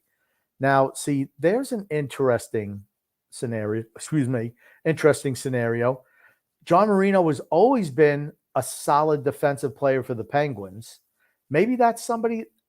Is he a left shot defenseman or right shot? I don't know. But if he's a left shot defenseman, he could have fit in to work with Dobson. That's what Dobson needs. Someone who's going to carry the load defensively so he can do what he does best, which is rush the puck up and be an offensive defenseman. And got a comment here from Joe Grumpy. Joe says the 15-9 start will be seen as the same mirage as what the Flyers did in their first 10 games. This Islander team will finish under 500. Now, well, that's 15-10. That's even so. Now it's the 15-9 start. We're already on the losing streak, Joe. I don't think that we're a mirage. It could be that we're not good enough to beat the really good teams in the league because we weren't last year, and we're not any better now. I think it's like the Giants. Giants, right? Record came out, gangbusters beginning of the year. Things even itself out as time continues, Grumpy. What's the score of the game, Grump? Yes, I don't know. I'm not watching the game. I know you're watching the game, Grumpy. I'm not watching the game. Joe also, Grump's got another comment here. Joe says the Romanov trade looks okay. The Romanov trade looks worse every game. 13th overall pick for a guy who does nothing well besides throw the body. Another ham and egger. Well, here's the thing. He is good at blocking shots. He is a physical presence. He's only 22. So I'm willing to cut him a little bit of slack. TJ is not. He wanted him gone on draft night. That epic rant is maybe something that could be seen on the TJ and Grumpy Old Man Clips channel. I don't know. But who knows? Certainly Who it was knows with Tony. it was TJ always used to be the voice of reason on this show. Always was the voice of reason. That night, I think, was the tipping point for him. I don't think he's ever recovered from that. It was almost like a repeat of when John Tavares left, and TJ has never gotten over that. And I think he's eroded. His Islander fanness has been eroded. It's like by optimism, you mean, Grumpy? He used to be a Pollyanna fan, such a Pollyanna guy. Shit. He absolutely. It's easier to support the team and to back that point when you're going to the playoffs and you're successful in the postseason year after year. Even when your team doesn't look great, when you see the results in the postseason, it means something. When you don't even make the playoffs and you look like, could see that maybe coming again. It's a little different. All right. JG. The podcaster formerly known as Pollyanna totally went off the deep end with the Romanov first round draft pick trade. It was an epic rant. Please watch it again if you ever get a chance. He was unhinged. As everyone knows, TJ's so calm and relaxed. When he goes unhinged, it's like beep, crazy stuff. Come on. Okay, JG says, can't complain about how we got him or what we gave up to get him. That's water under the bridge. All I'm saying is Romanov is young. That's true. James F. Grumpy says USC loses last night. And now Ohio State is back in the playoffs. Also, I hear in 2024, 12 teams are going to be in the playoffs. Your thoughts? Tomorrow. Okay, but USC will be right in that playoff picture. Top 12, yeah. Yep, sure. I can see that. But tomorrow, James F. Tomorrow. Drew S. says, going back to the Toronto game, were you guys blown away by the stat that Pajama Boy, that's John Tavares for the initiative, only had like 3 more points his first 300 games as a Leaf than he did in his last 300 with us. I thought we were the ones who was holding him down. Remember that one? Oh, man, we feel so bad. People feel so bad for John Tavares because the miserable Islanders are holding him back. Remember that? I'm going to have to look at that because I thought that he's put up way more points in Toronto. The last 300 with the Islanders compared to the first 300 with Toronto. I didn't seem like he ever scored a whole lot for the Islanders. I mean, I don't know. Whatever. He's not the top dog there. That's Austin Matthews. I mean, he's a second liner, right? I'll get it pulled up for us. Okay, that's fine. Goon says, Palmieri has done diddly squat this year. I'd rather have a young player in that spot than that old fart. Sorry, Mr. and Mrs. Palmieri, if you're reading this. They are sorry that they had a son as bad as the F-. Oh, come on. Keep going. Jewel says, Ishikov is really the one that needs to be called up. He just had a 3-point night tonight. Okay. I haven't watched Ishikov play. Is he a creator or is he a finisher? Because if he's a creator, do you really want to have him on the line with Barzal? I don't.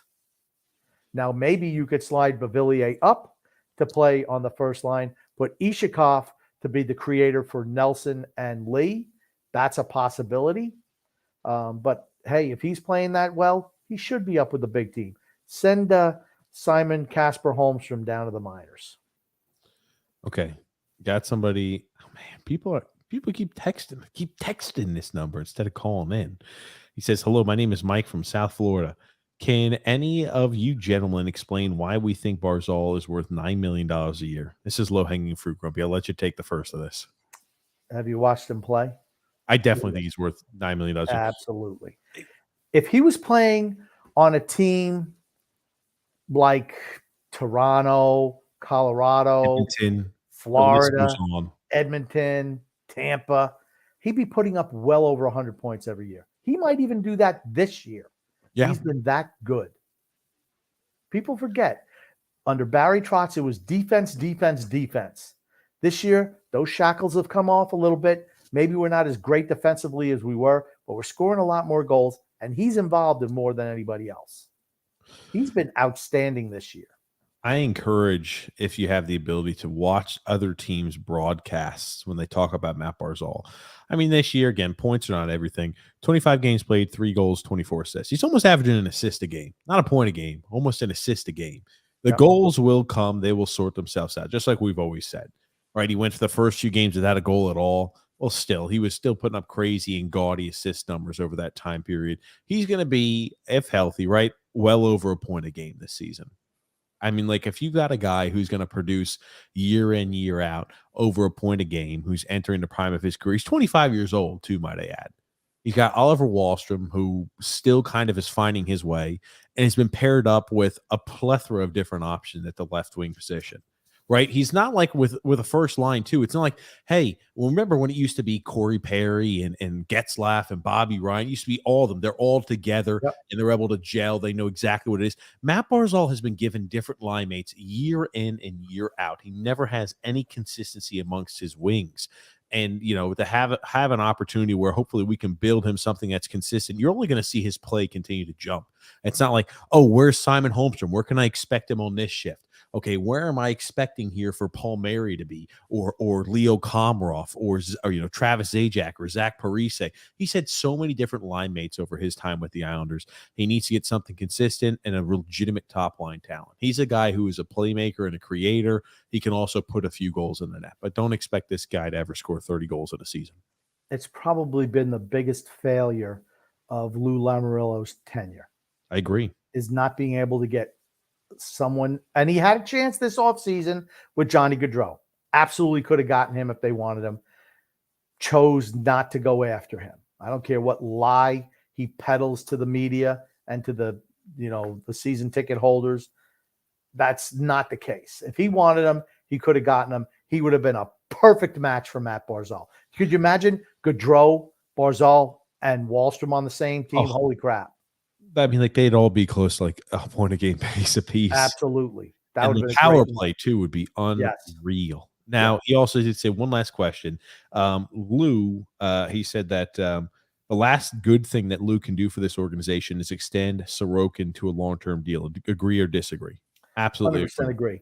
He needs to be proactive on that. I mean, he was proactive with the Barzal deal, right?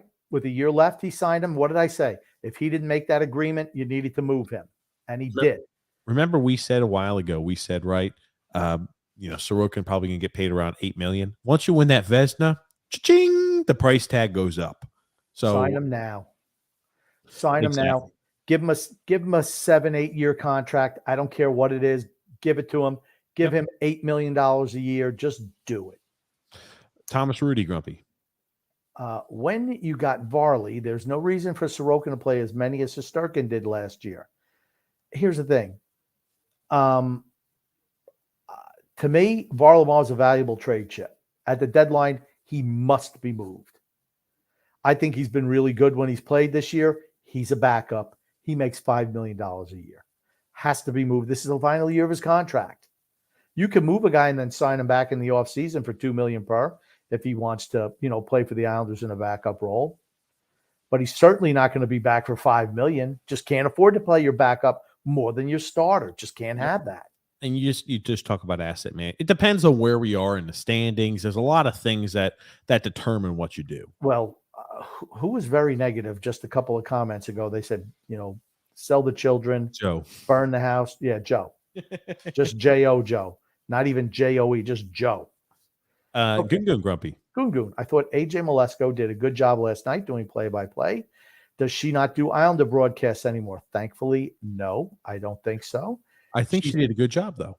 I think she was good doing the play-by-play. She was terrible, like where they just stand next, like the play-by-play guy and the color person, which is her. They just talk about what's going to happen in the game. She still stumbles a little bit on that, but I thought she was much better on play-by-play. Absolutely, and I did want to talk about that tonight. Thank you, Gunu, for pointing it out. I thought she was much better, and her hair looked better than ever, too. Oh, are you saying that they finally actually made sure to when she goes on a national broadcast, they don't let her comb her own hair. That's what I'm going to say. Hey, all of these organizations should too. If I go on there, I expect you to go ahead and get my hair looking. The few hairs I've got left, you need to make sure they look as good as you can, as good as they can. That is your job.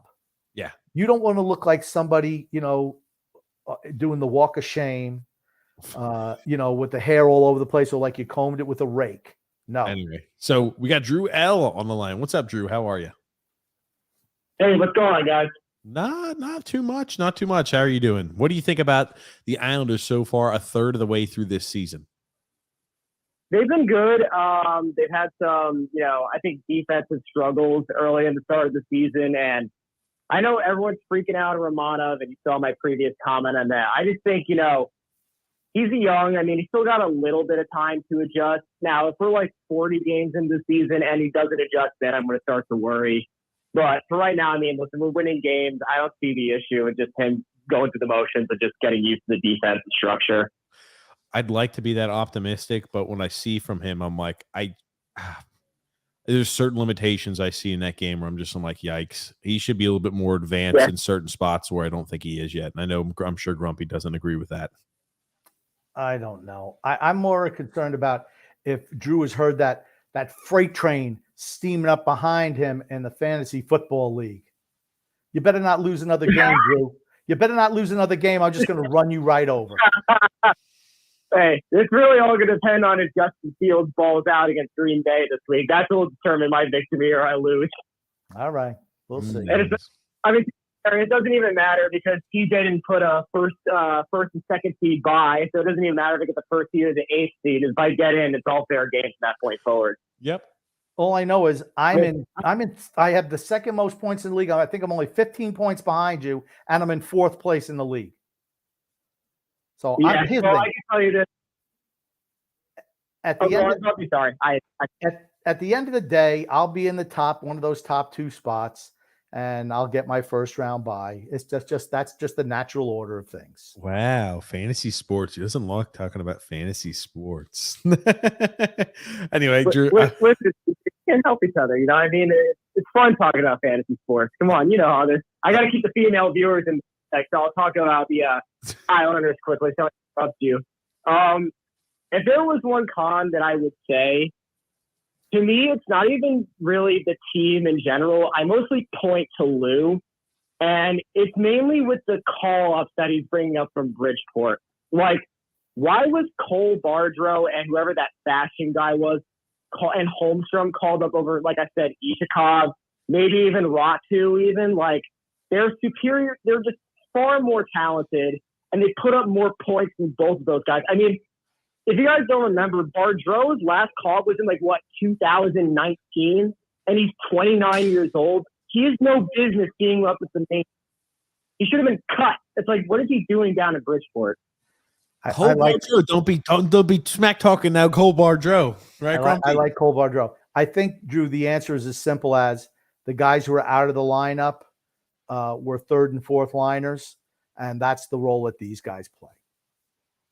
Simon Holmstrom notwithstanding.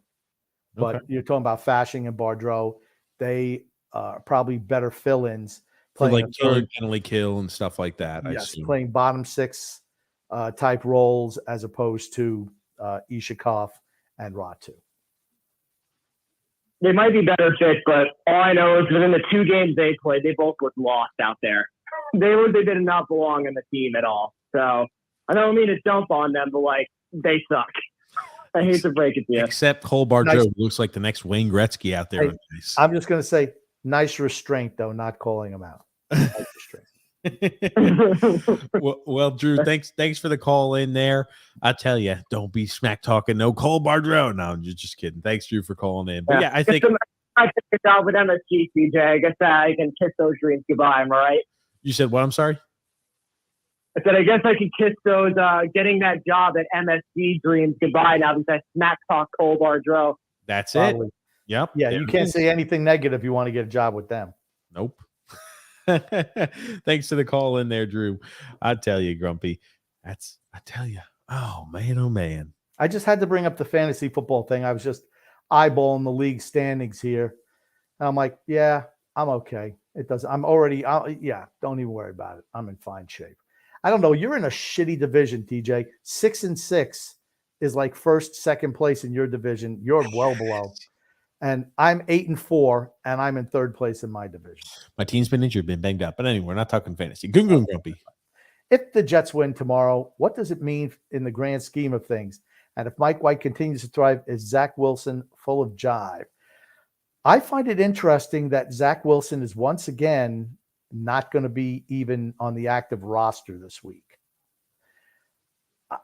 Man, it's a risky move to not activate him because Mike White is not the answer. Correct. He's not. Now, Zach Wilson might not be, but how many games has Zach Wilson actually played for the Jets? It's not even 20.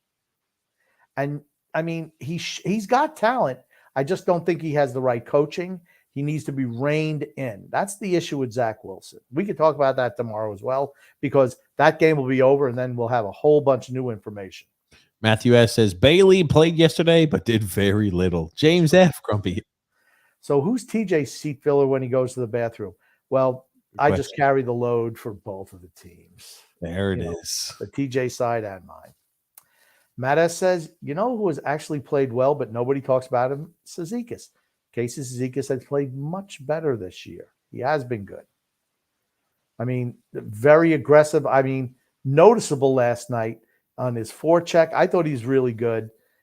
He suffers from Casey Cizikas things, though. He's just not really great around the net.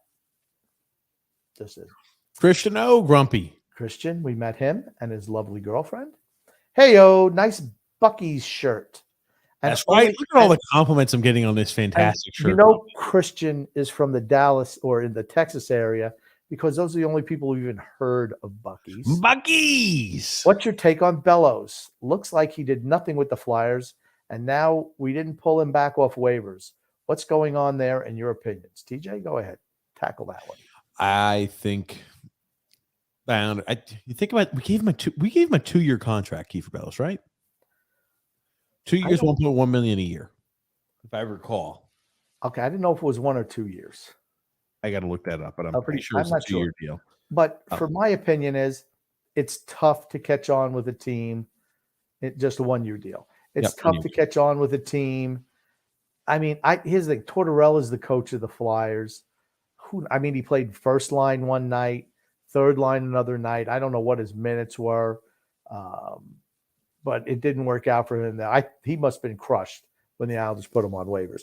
I think he thought that he did enough in the preseason to merit a spot on the starting team with the Islanders. I did as well, and I think they just kind of said, nope, you're never going to make it here. At least they cut him. It wouldn't surprise me if he gets picked up somewhere else. I don't know what his career is going to be. I feel bad for Kiefer Bellows because here's the thing. He did play well enough, in my opinion, to get a shot. And the first game, he gets action if he plays like 6 minutes. They never had an – I don't know why the hell they signed him to a 1-year, $1.2 million deal if they really had no intention on doing it. Because, again, I thought he played well in the preseason. And he went to Philly. Philly is an absolute clusterfuck. Dumpster fire. Dumpster fire is too gracious, and that's why I used the verbiage I did. They are awful. And look at the time period when he's been picked up, right? We talk about, the only reason he's getting a chance is because they're struggling so bad. Well, just as a little ding-ding, little update, the Flyers have lost 12 of their last 13 games. That's the entire time Kiefer Bellows has been there. So the Flyers have been playing miserable hockey. Kiefer Bellows is there over that time. People say, well, the reason they're playing miserable hockey is because they've got Kiefer Bellows on that team. The Flyers just out and out suck. True. And the fact that he's been saddled, that's the team that he got his next little tryout for, playing bottom 6 minutes on a team that's lost 12 of the last 13 games. I feel bad for him. You know what I mean? Like when you get cut like that, you don't have your pick or your you don't have your selection. You don't have the druthers of a selection, your picks. So you kind of got to go whoever goes ahead and claims you.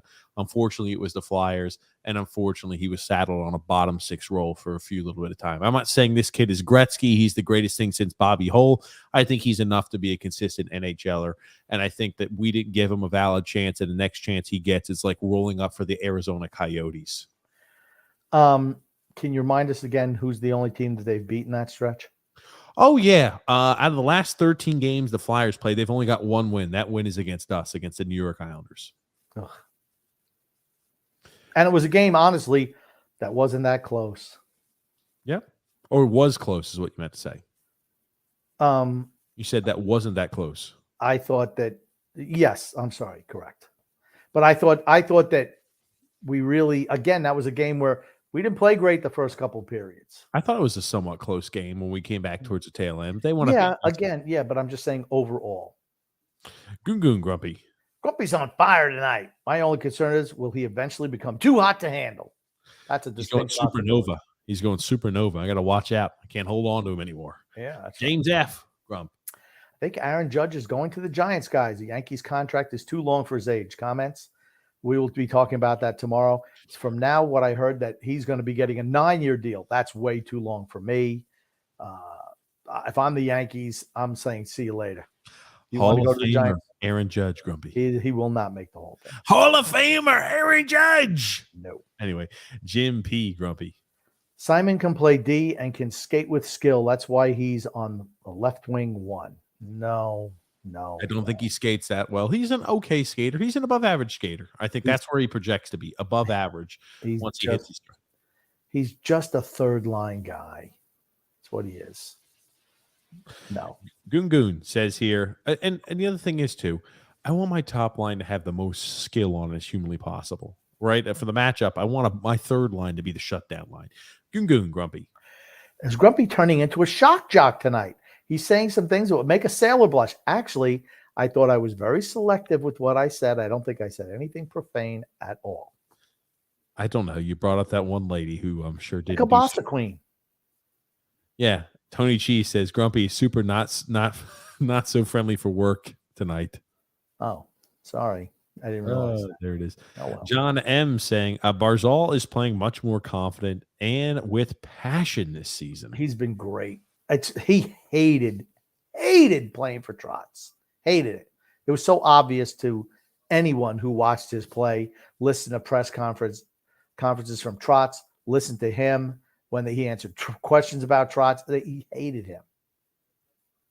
Hated him. He's happy. I'm sure he's happy that he's gone. That's for sure. But no, but Matt Barzal never said one negative thing about Barry Trotz leaving as head coach, Grump. Don't you remember?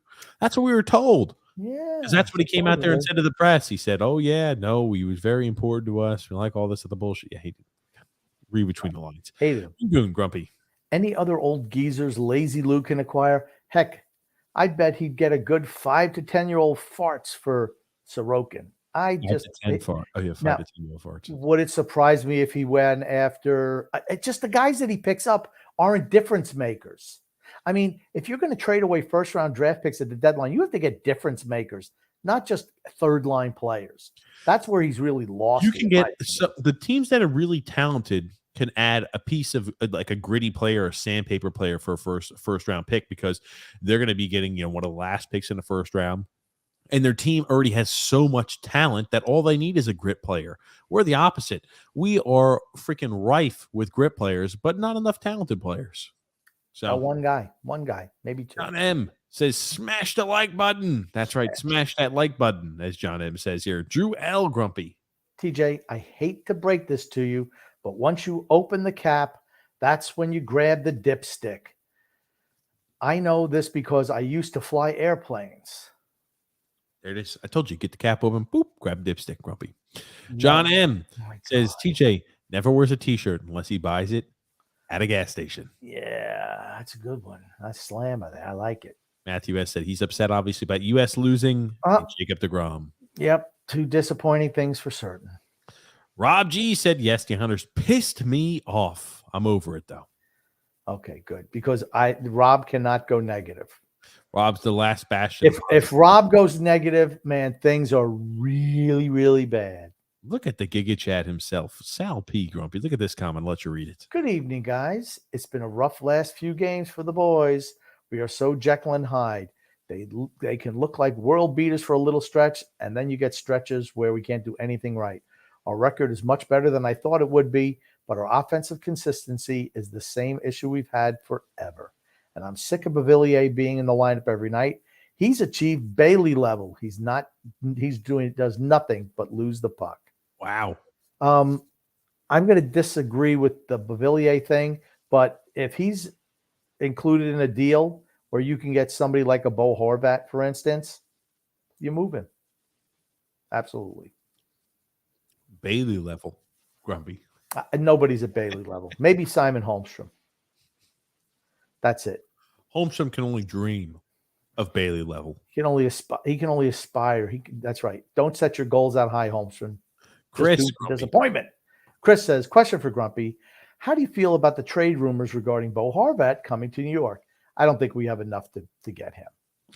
Neither do I. And it's all around this, too, because Horvat, I believe, was sat. We'll get to that comment here in a second, but I think Horvat was a healthy scratch tonight.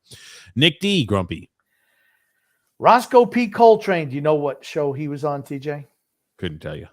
The Dukes of Hazzard says, Enos, you dipstick. Nick D also got a comment there for you, Grumpy. TJ, Grumpy, how you guys doing tonight? Doing well, Nick. You think Lou will call up some more players to get some play time with the big club? I don't know. I think you've seen what he wants to bring up.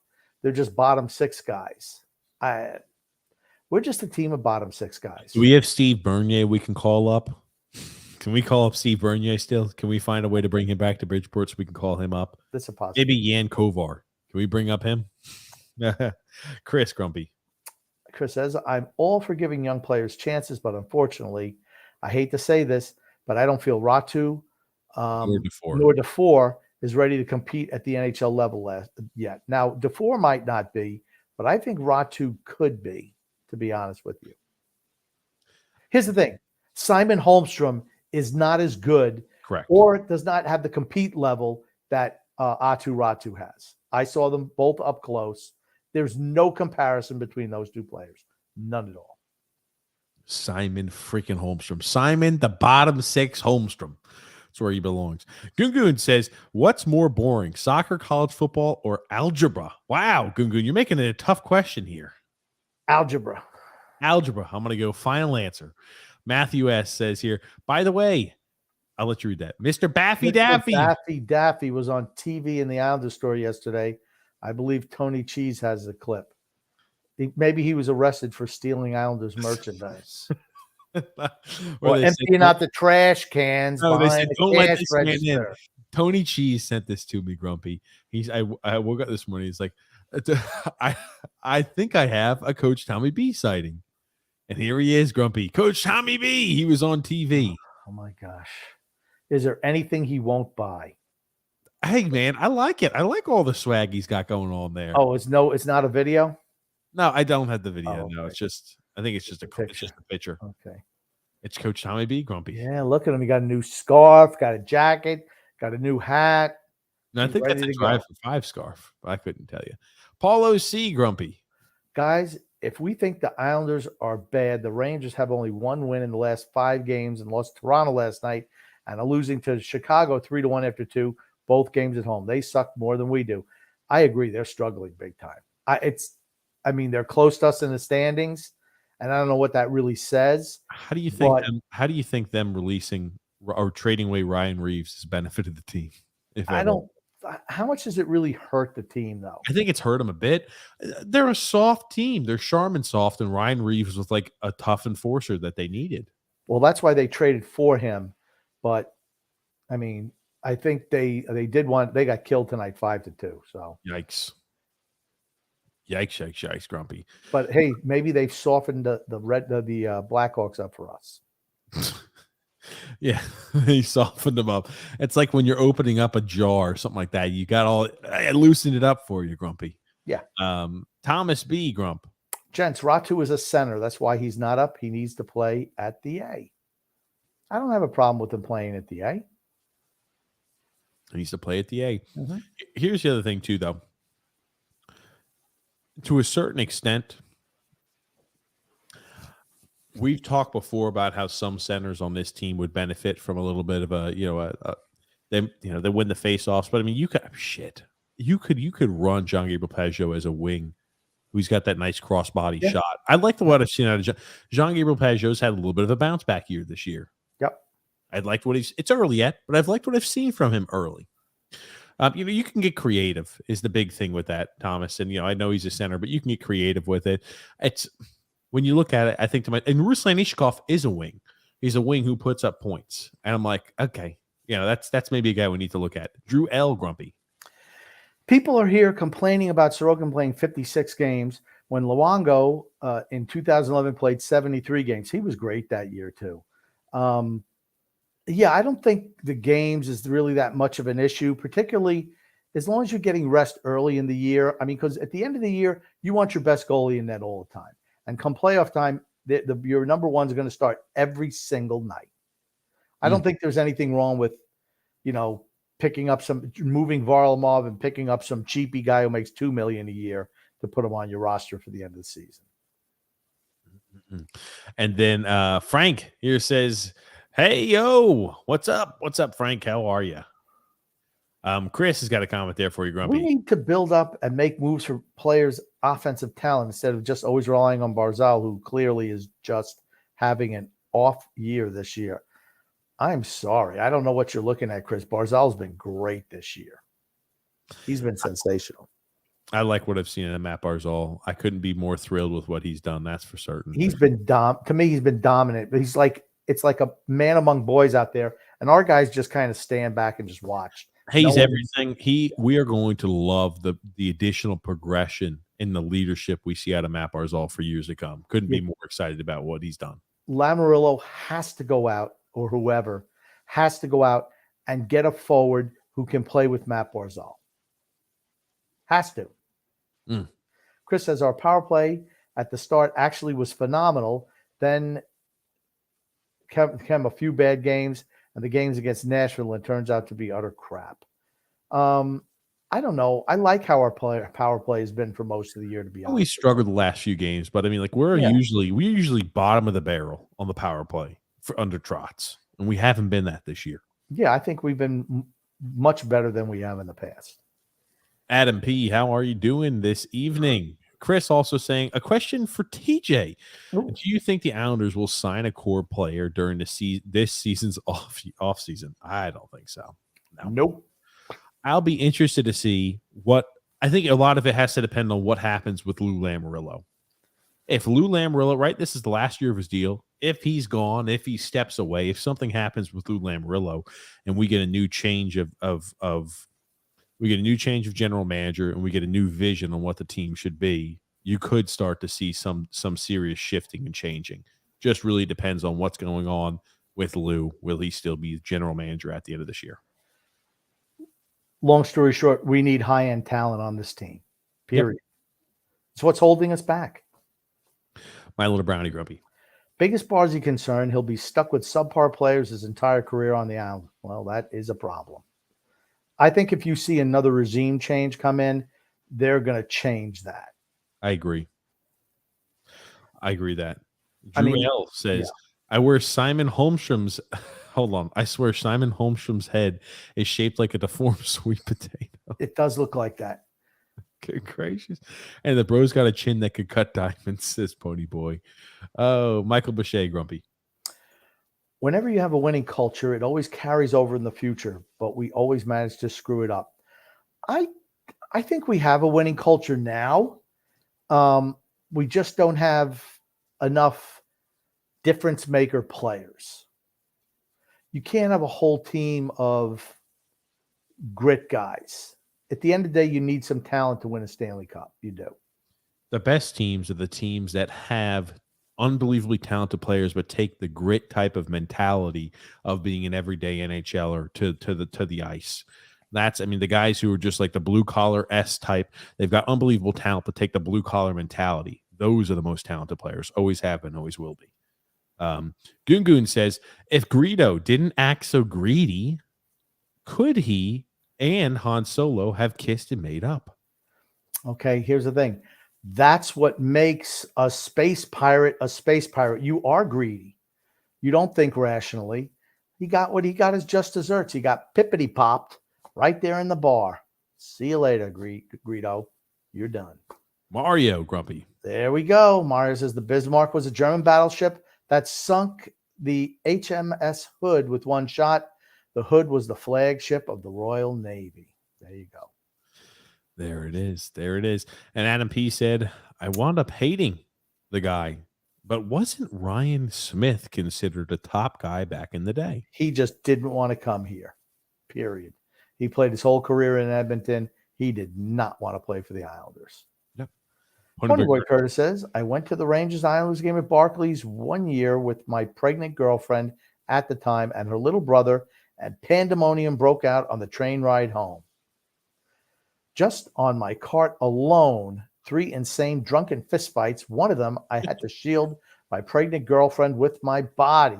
I think he's really making himself sound good here. I'm going to bet she had to protect him from abuse. That's what I think. Oh, no. And she's like, don't hit him. Don't hit my, I have a baby. I have a baby. Don't hit him, please. He's got to help me. My little brownie says, okay, which team has been the biggest surprise, whether good or bad? For me, it's been Boston. I thought they were done and headed into rebuild mode. Same here. I thought they would make the playoffs, but I thought they'd be like number 4. And they've been, the change in coaching staff has been wonders for them. On the negative side, I think we'd have to say, I don't know. Maybe how bad St. Louis has been this year. I didn't really expect too much from them. Okay. Then maybe Florida.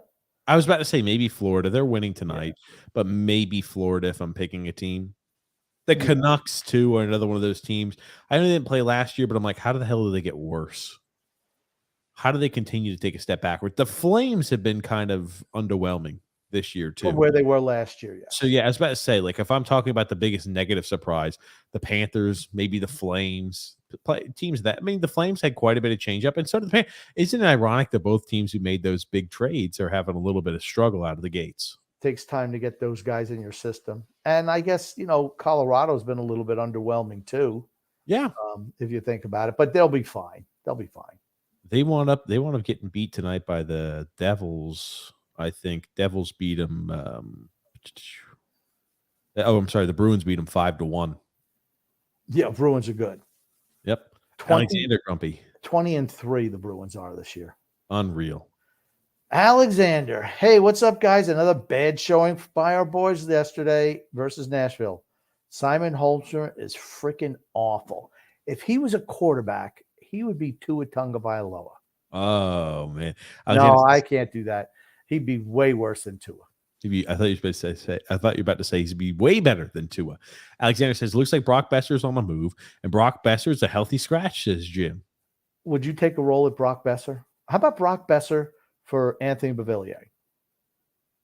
Would they make that deal? I don't know if they would, but I would. Yeah, I'd make a deal like that. But I mean, why would they? Something else you want to throw in? I'm not giving up draft picks, but something else. Maybe they can use some veteran leadership. I mean, that's a guy I think could. He's on a 3-year deal at $6.6 million per. Yeah, I mean, so we can take some salary. That's okay. We got money. Yeah, I'd take a deal like that for a guy like Brock Besser. I mean, Bo needs a change of scenery too. So does Brock. Yep, I think they both do. Maybe that's a deal that helps both players. Adam P said our team won't make a move. No, this is what you got. Our team won't make a move. They're close to up against the cap. Only Varley comes off the books. Not true. Mayfield also. They need to pay Sorokin. But those two guys are coming off the books. You move them for draft picks at the deadline. Must happen. It must happen. It's not going to. Well, get ready because you could make not a seamless, because they should have been doing it already, but a gradual transition. They could have done it if they were smarter in the front office. They haven't been. Adam P says, yes, they will certainly need more defensemen in case of injury. Adding at the deadline. I think adding realistically, we need a top line forward and another depth defenseman. Helen Yeller says the Ducks jerseys look cool tonight. Must have been those reverse retros. Frank says someone on here said it. Maybe we're trying to shop Holmstrom, get him playing better, and trade him for the 197th pick. If they wanted to improve his value, the last thing they should do is play him. Oh, man. And if Trotz was coach, Romanoff wouldn't see 5 minutes of ice time. Yeah, he would have been benched. Or he'd be in the minors. Tony G says, I miss Jamaica Queens. Nothing like it around here in Boston. Very true. Jeff Feynman says here, how are we going to comment into this thing? Well, you did, Jeff. Just comment below and we'll read to it when we get to it, Jeff. Jim P. Grumpy. Trading Ryan Reeves was a big mistake. Now there's no one to protect the prima donnas. I don't know if they're getting roughed up or not. I just think that they had, Sorokin had a career year last year, and I just don't think their defense is that good. I mean, you've seen some struggles. They got Trocheck. They lose Strome. You don't know the chemistry in the room. Very, very difficult to tell, what's wrong with them right now. I think their younger guys have been doing okay this year. You see them starting to step up a little bit. Got a few more comments here, Grumpy. James F. says here, Rangers play the Mets. Texas Rangers play the Mets August 28th through the 30th. I don't think he'll get booed. I really don't. The Mets fans should not boo him. I agree. I like all the fans who are out there saying regarding the Mets. Oh, well, it's, he only got this many wins for us last year and we paid him this much. We won this many games without him. I'm like, dude, Jacob deGrom is a freaking Cy Young caliber pitcher, Hall of Fame caliber pitcher, and you just let him walk. Yeah. Adam P. Grumpy. The last good thing Lou could do is get the frick out. And he also says, do you guys like Shannon better? I can't stand her nonsense. At least AJ played. I like Shannon Hogan. She's a person of the people, and I like what she does. And they have two different roles, which I think is important. Yeah. AJ is okay if she's good at breaking down certain things, but she can't ad lib at all. Where I think that Shannon is a warm presence. I think the people like her. I don't think she knows a whole lot about the game per se, but she's very likable. Yes. And that's what you want from your studio host. Correct. somebody who's likable, relatable, and a person to the people. And Shannon does all those things. Yes. Nick D says here, Demko is out for at least 6 weeks. Do you think the Canucks will search out? Man, how about Varley for? Here's the thing. Last year, remember, Varlamov has that modified no trade clause. Screw him. The 16-team no trade list. All the Canadian teams were on that list last year. Is it the same thing this year, or is it less onerous? I think it's the same way, but let me check here. I mean, because he has to be moved. If you could get one of those young players, like how about Beauvillier and Varlamov for Horvat? I would do that. It's not getting me a first-round draft pick back, but you're getting a young player who's a freaking stud, who supposedly want to move, and they get, Beauvillier, who can help them out, and Varlamov, who would absolutely help them out. 16-team no trade list. Well, I don't give a shit. You could waive him too, and he could go to some trash organization because somebody would pick him up. Those are your options. That's what Tampa did. That's what they did with McDonough. They said, we can waive you or trade you to, who was it? Was it Dallas or Nashville? It was, Nashville. Okay. You want him getting traded? What do you think of Barzal, says State of Survival? All right. He's a kid that I actually used to know. So I like him. He's a bottom six guy. And as I've said on this show before, he was like the man here in Charlotte playing hockey. The man when he was a kid.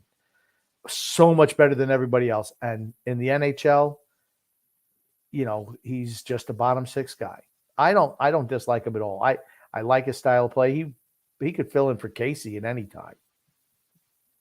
Absolutely. Pony McCurr says, "Yo, AJ was shitting all over Butch last night. It was mad. I didn't know. I wasn't literally listening to it. I just watched the game. I was walking through stores shopping. I was like, I didn't hear. That's not right. I'm sorry. You shouldn't rip on Butch. Alexander Grumpy. Who cares about the Jets? I remember when people said that Wilson was better than Tua. Man, that Alexander is going to die on that Tua hill. He likes the hill. He's entrenched himself, Grumpy. He is. He's trench warfare. The whole family's living on top of the hill. Everybody. He's not moving out anytime soon. Rich R says Ratu scored the most impressive goal during preseason. He was really good during preseason. Really good. And Giorgio's Papas, Grumpy. We need more offense. Too many inconsistent players. Beauvillier, Pajot. What's up with Pelican Dobson this year? Super sloppy, very inconsistent, even though I really like RD. Pellick looks like he's lost a step or two. Think about how many surgeries he's had and injuries he's had, too. Yeah, he just looks like he's lost a step. And I think Dobson's been pretty good. He doesn't have a defense partner. He's got Aho, which means that he's got to play defense. It's like a really good offensive defenseman need to have a rock back there with them so they can do what they do best.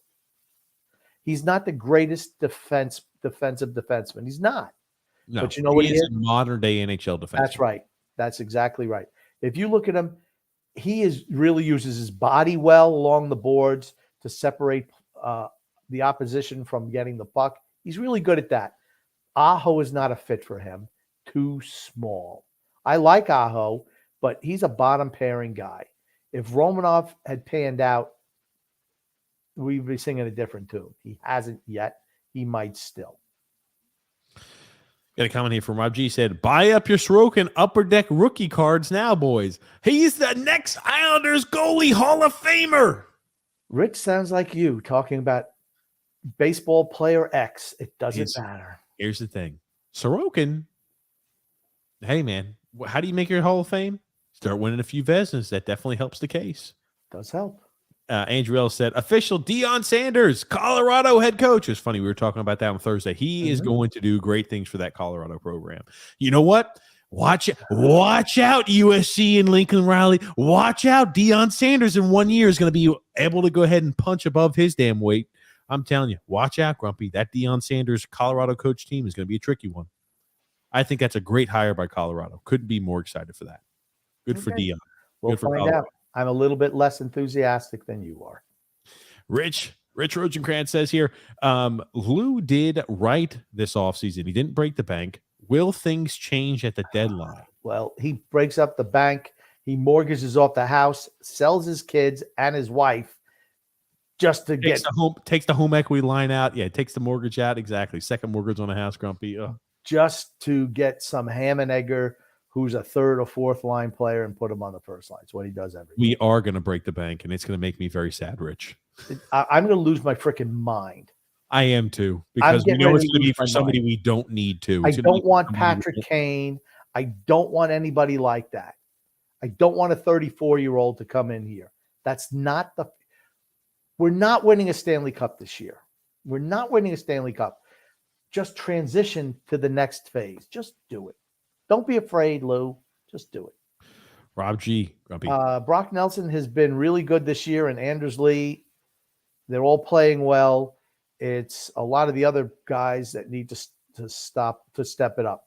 See, I think Brock Nelson has been good offensively, shooting the puck, but he's not been great defensively. And I think Anders Lee has just been terrible this year.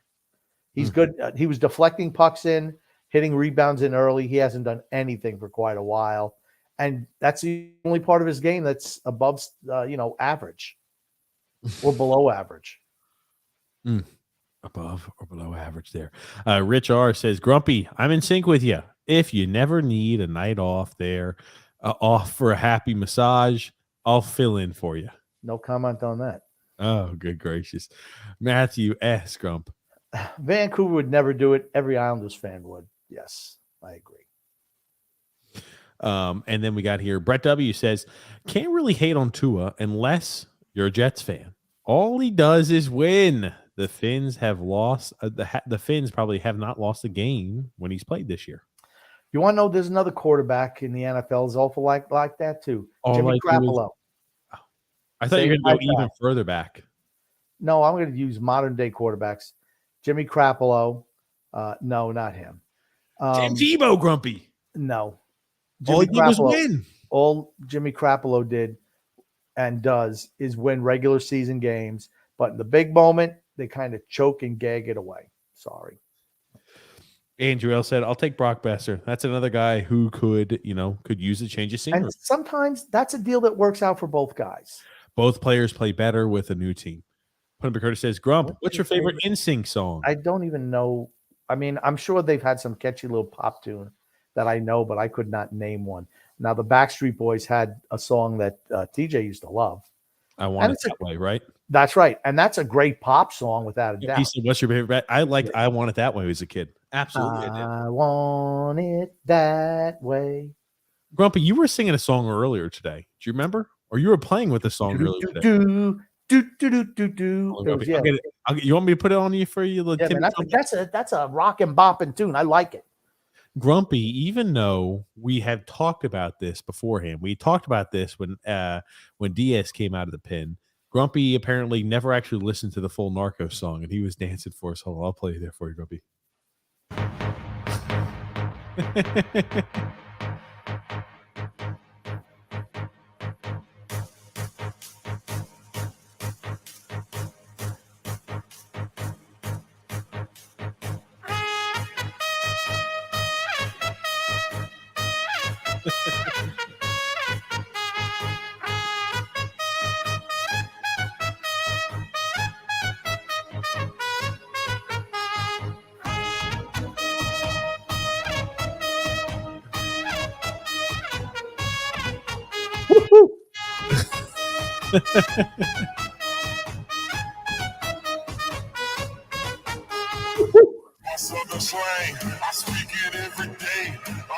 Oh, Grumpy, did you get your little fill in?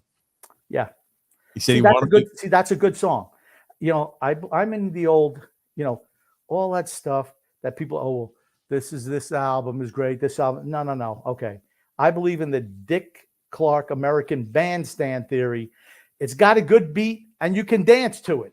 That's what music is all about. Tell me that song does not get you on your feet. Hey, who does not like that song? Who doesn't like that song? Impossible not to like. Just impossible not to like. Oh, man, oh, man.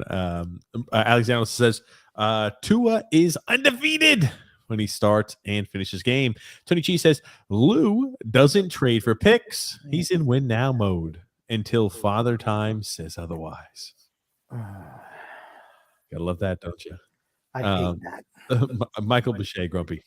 If Lou goes, guess what, guys? Fredo will be the next general manager. Just what we need. Blah. Yeah, Michael, this is your first time listening to the show. I'm just going to tell you that we have been on the get rid of Fredo Lamarillo's bandwagon for quite a while. Yes, we absolutely have. Brett W says, Grump, when was the last time you heard Lou Lamoriello say anything positive about anyone? The answer is never.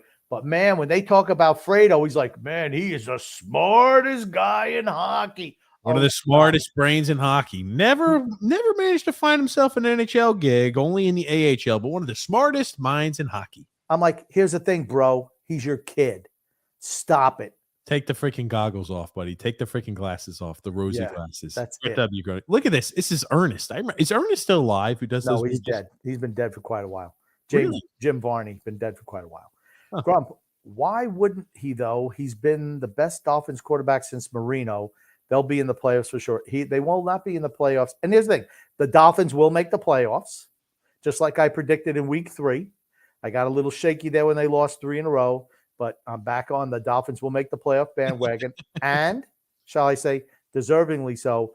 That's not the reason why they're going to make the playoffs. It's the weapons around him.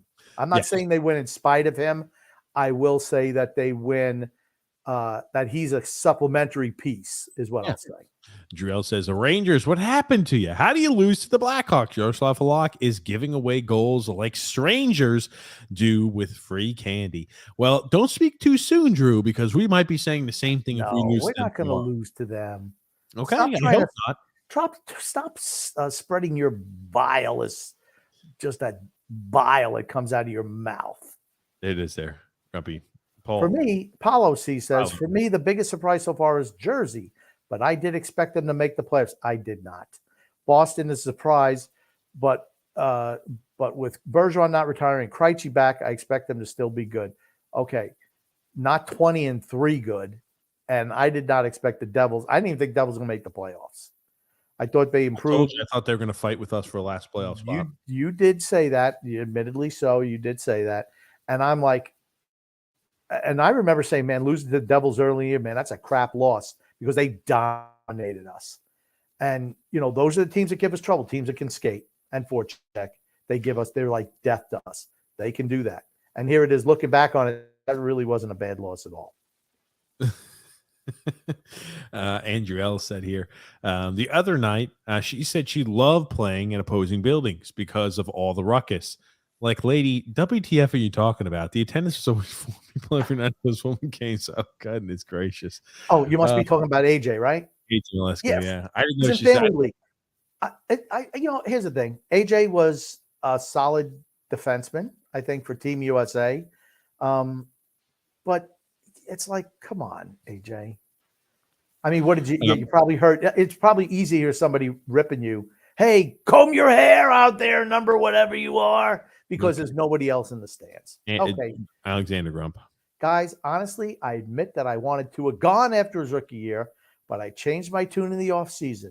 I was calling for the Dolphins to go a different direction, but this season, Tua is proving everyone wrong. Lou, just do it. Make this Islanders team better.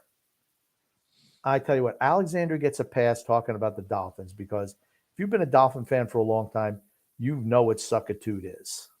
Michael Boucher also says, go, Grumpy, go. You're on fire tonight. Yeah. Grumpy, you're delusional dancing like that. Yeah, that's right. And Druel there says, Grumpy used to making some hip-hop bangers with his brother Murray. Oh, God. Maury. It's Maury. Nick D said, oh, Tony Cheese, you have some work to do. That was great, Grumpy.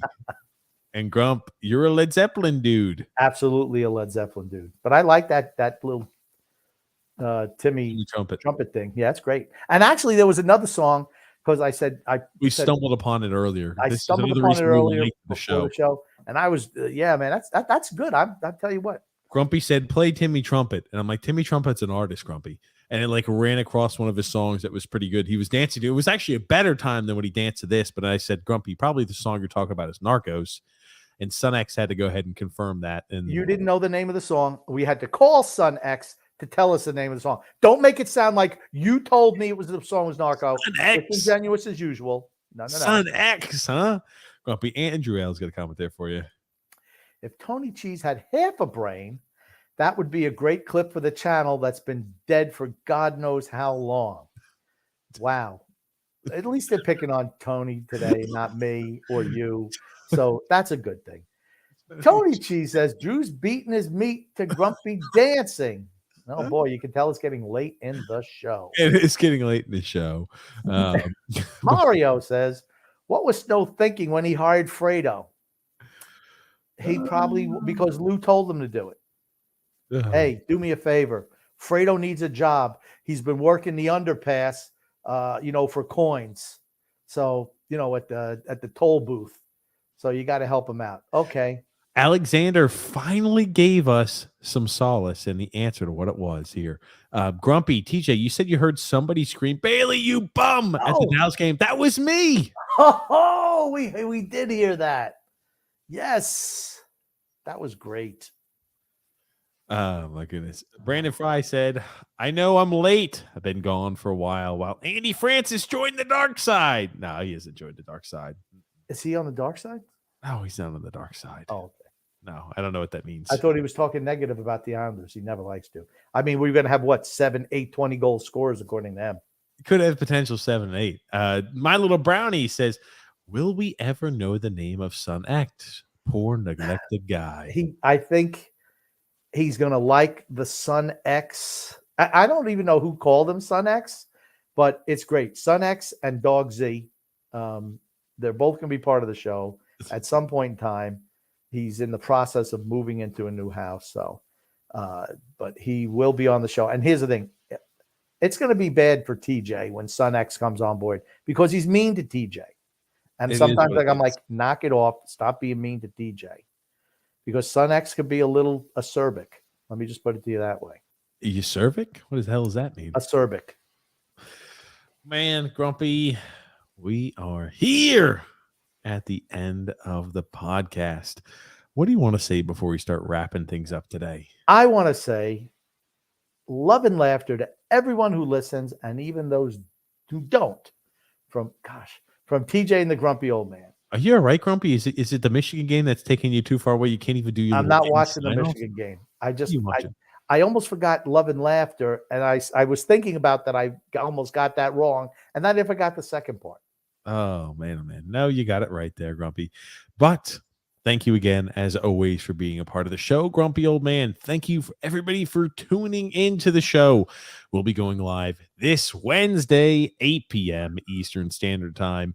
Until then, have a great rest of your Saturday evening. Hey, there's one more comment that we have to read from Alexander. Right towards the bottom. Was this one? Yes. Did Son X bully TJ? No, TJ, first of all, TJ's much bigger than Son X. Son X is only like 6'2", but he was very, very thin, where TJ was always, more stout. And he would always manhandle. Husky was the way they used to say it when you were a kid. I'm wearing the husky size clothes. Husky.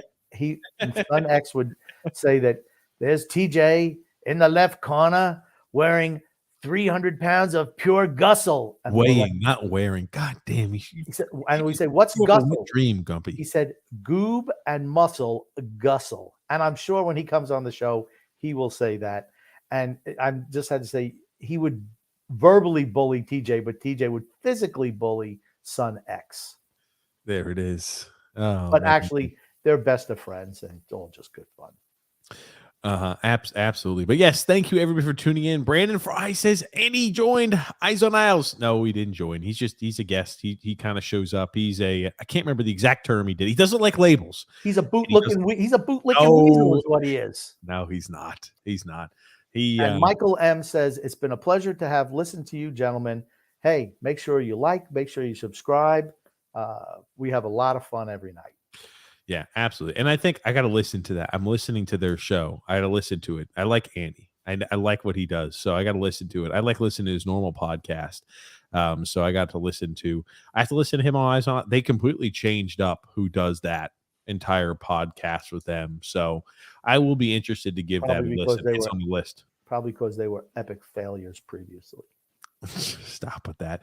But I do like Andy. I like what he does. He's always a good listen. He's always somebody I enjoy listening to. And he says he doesn't like labels. I can't remember what it is that he's labeled as there, but I like him. I got to listen to it. But thank you, everybody, for tuning in. Thank you again, Grumpy. Thank you, everybody, for tuning in. We'll see you guys Wednesday. And join tomorrow night for the TJ and the Grumpy Old Man show at 8 o'clock. Exactly. 8 o'clock, TJ and the Grumpy Old Man.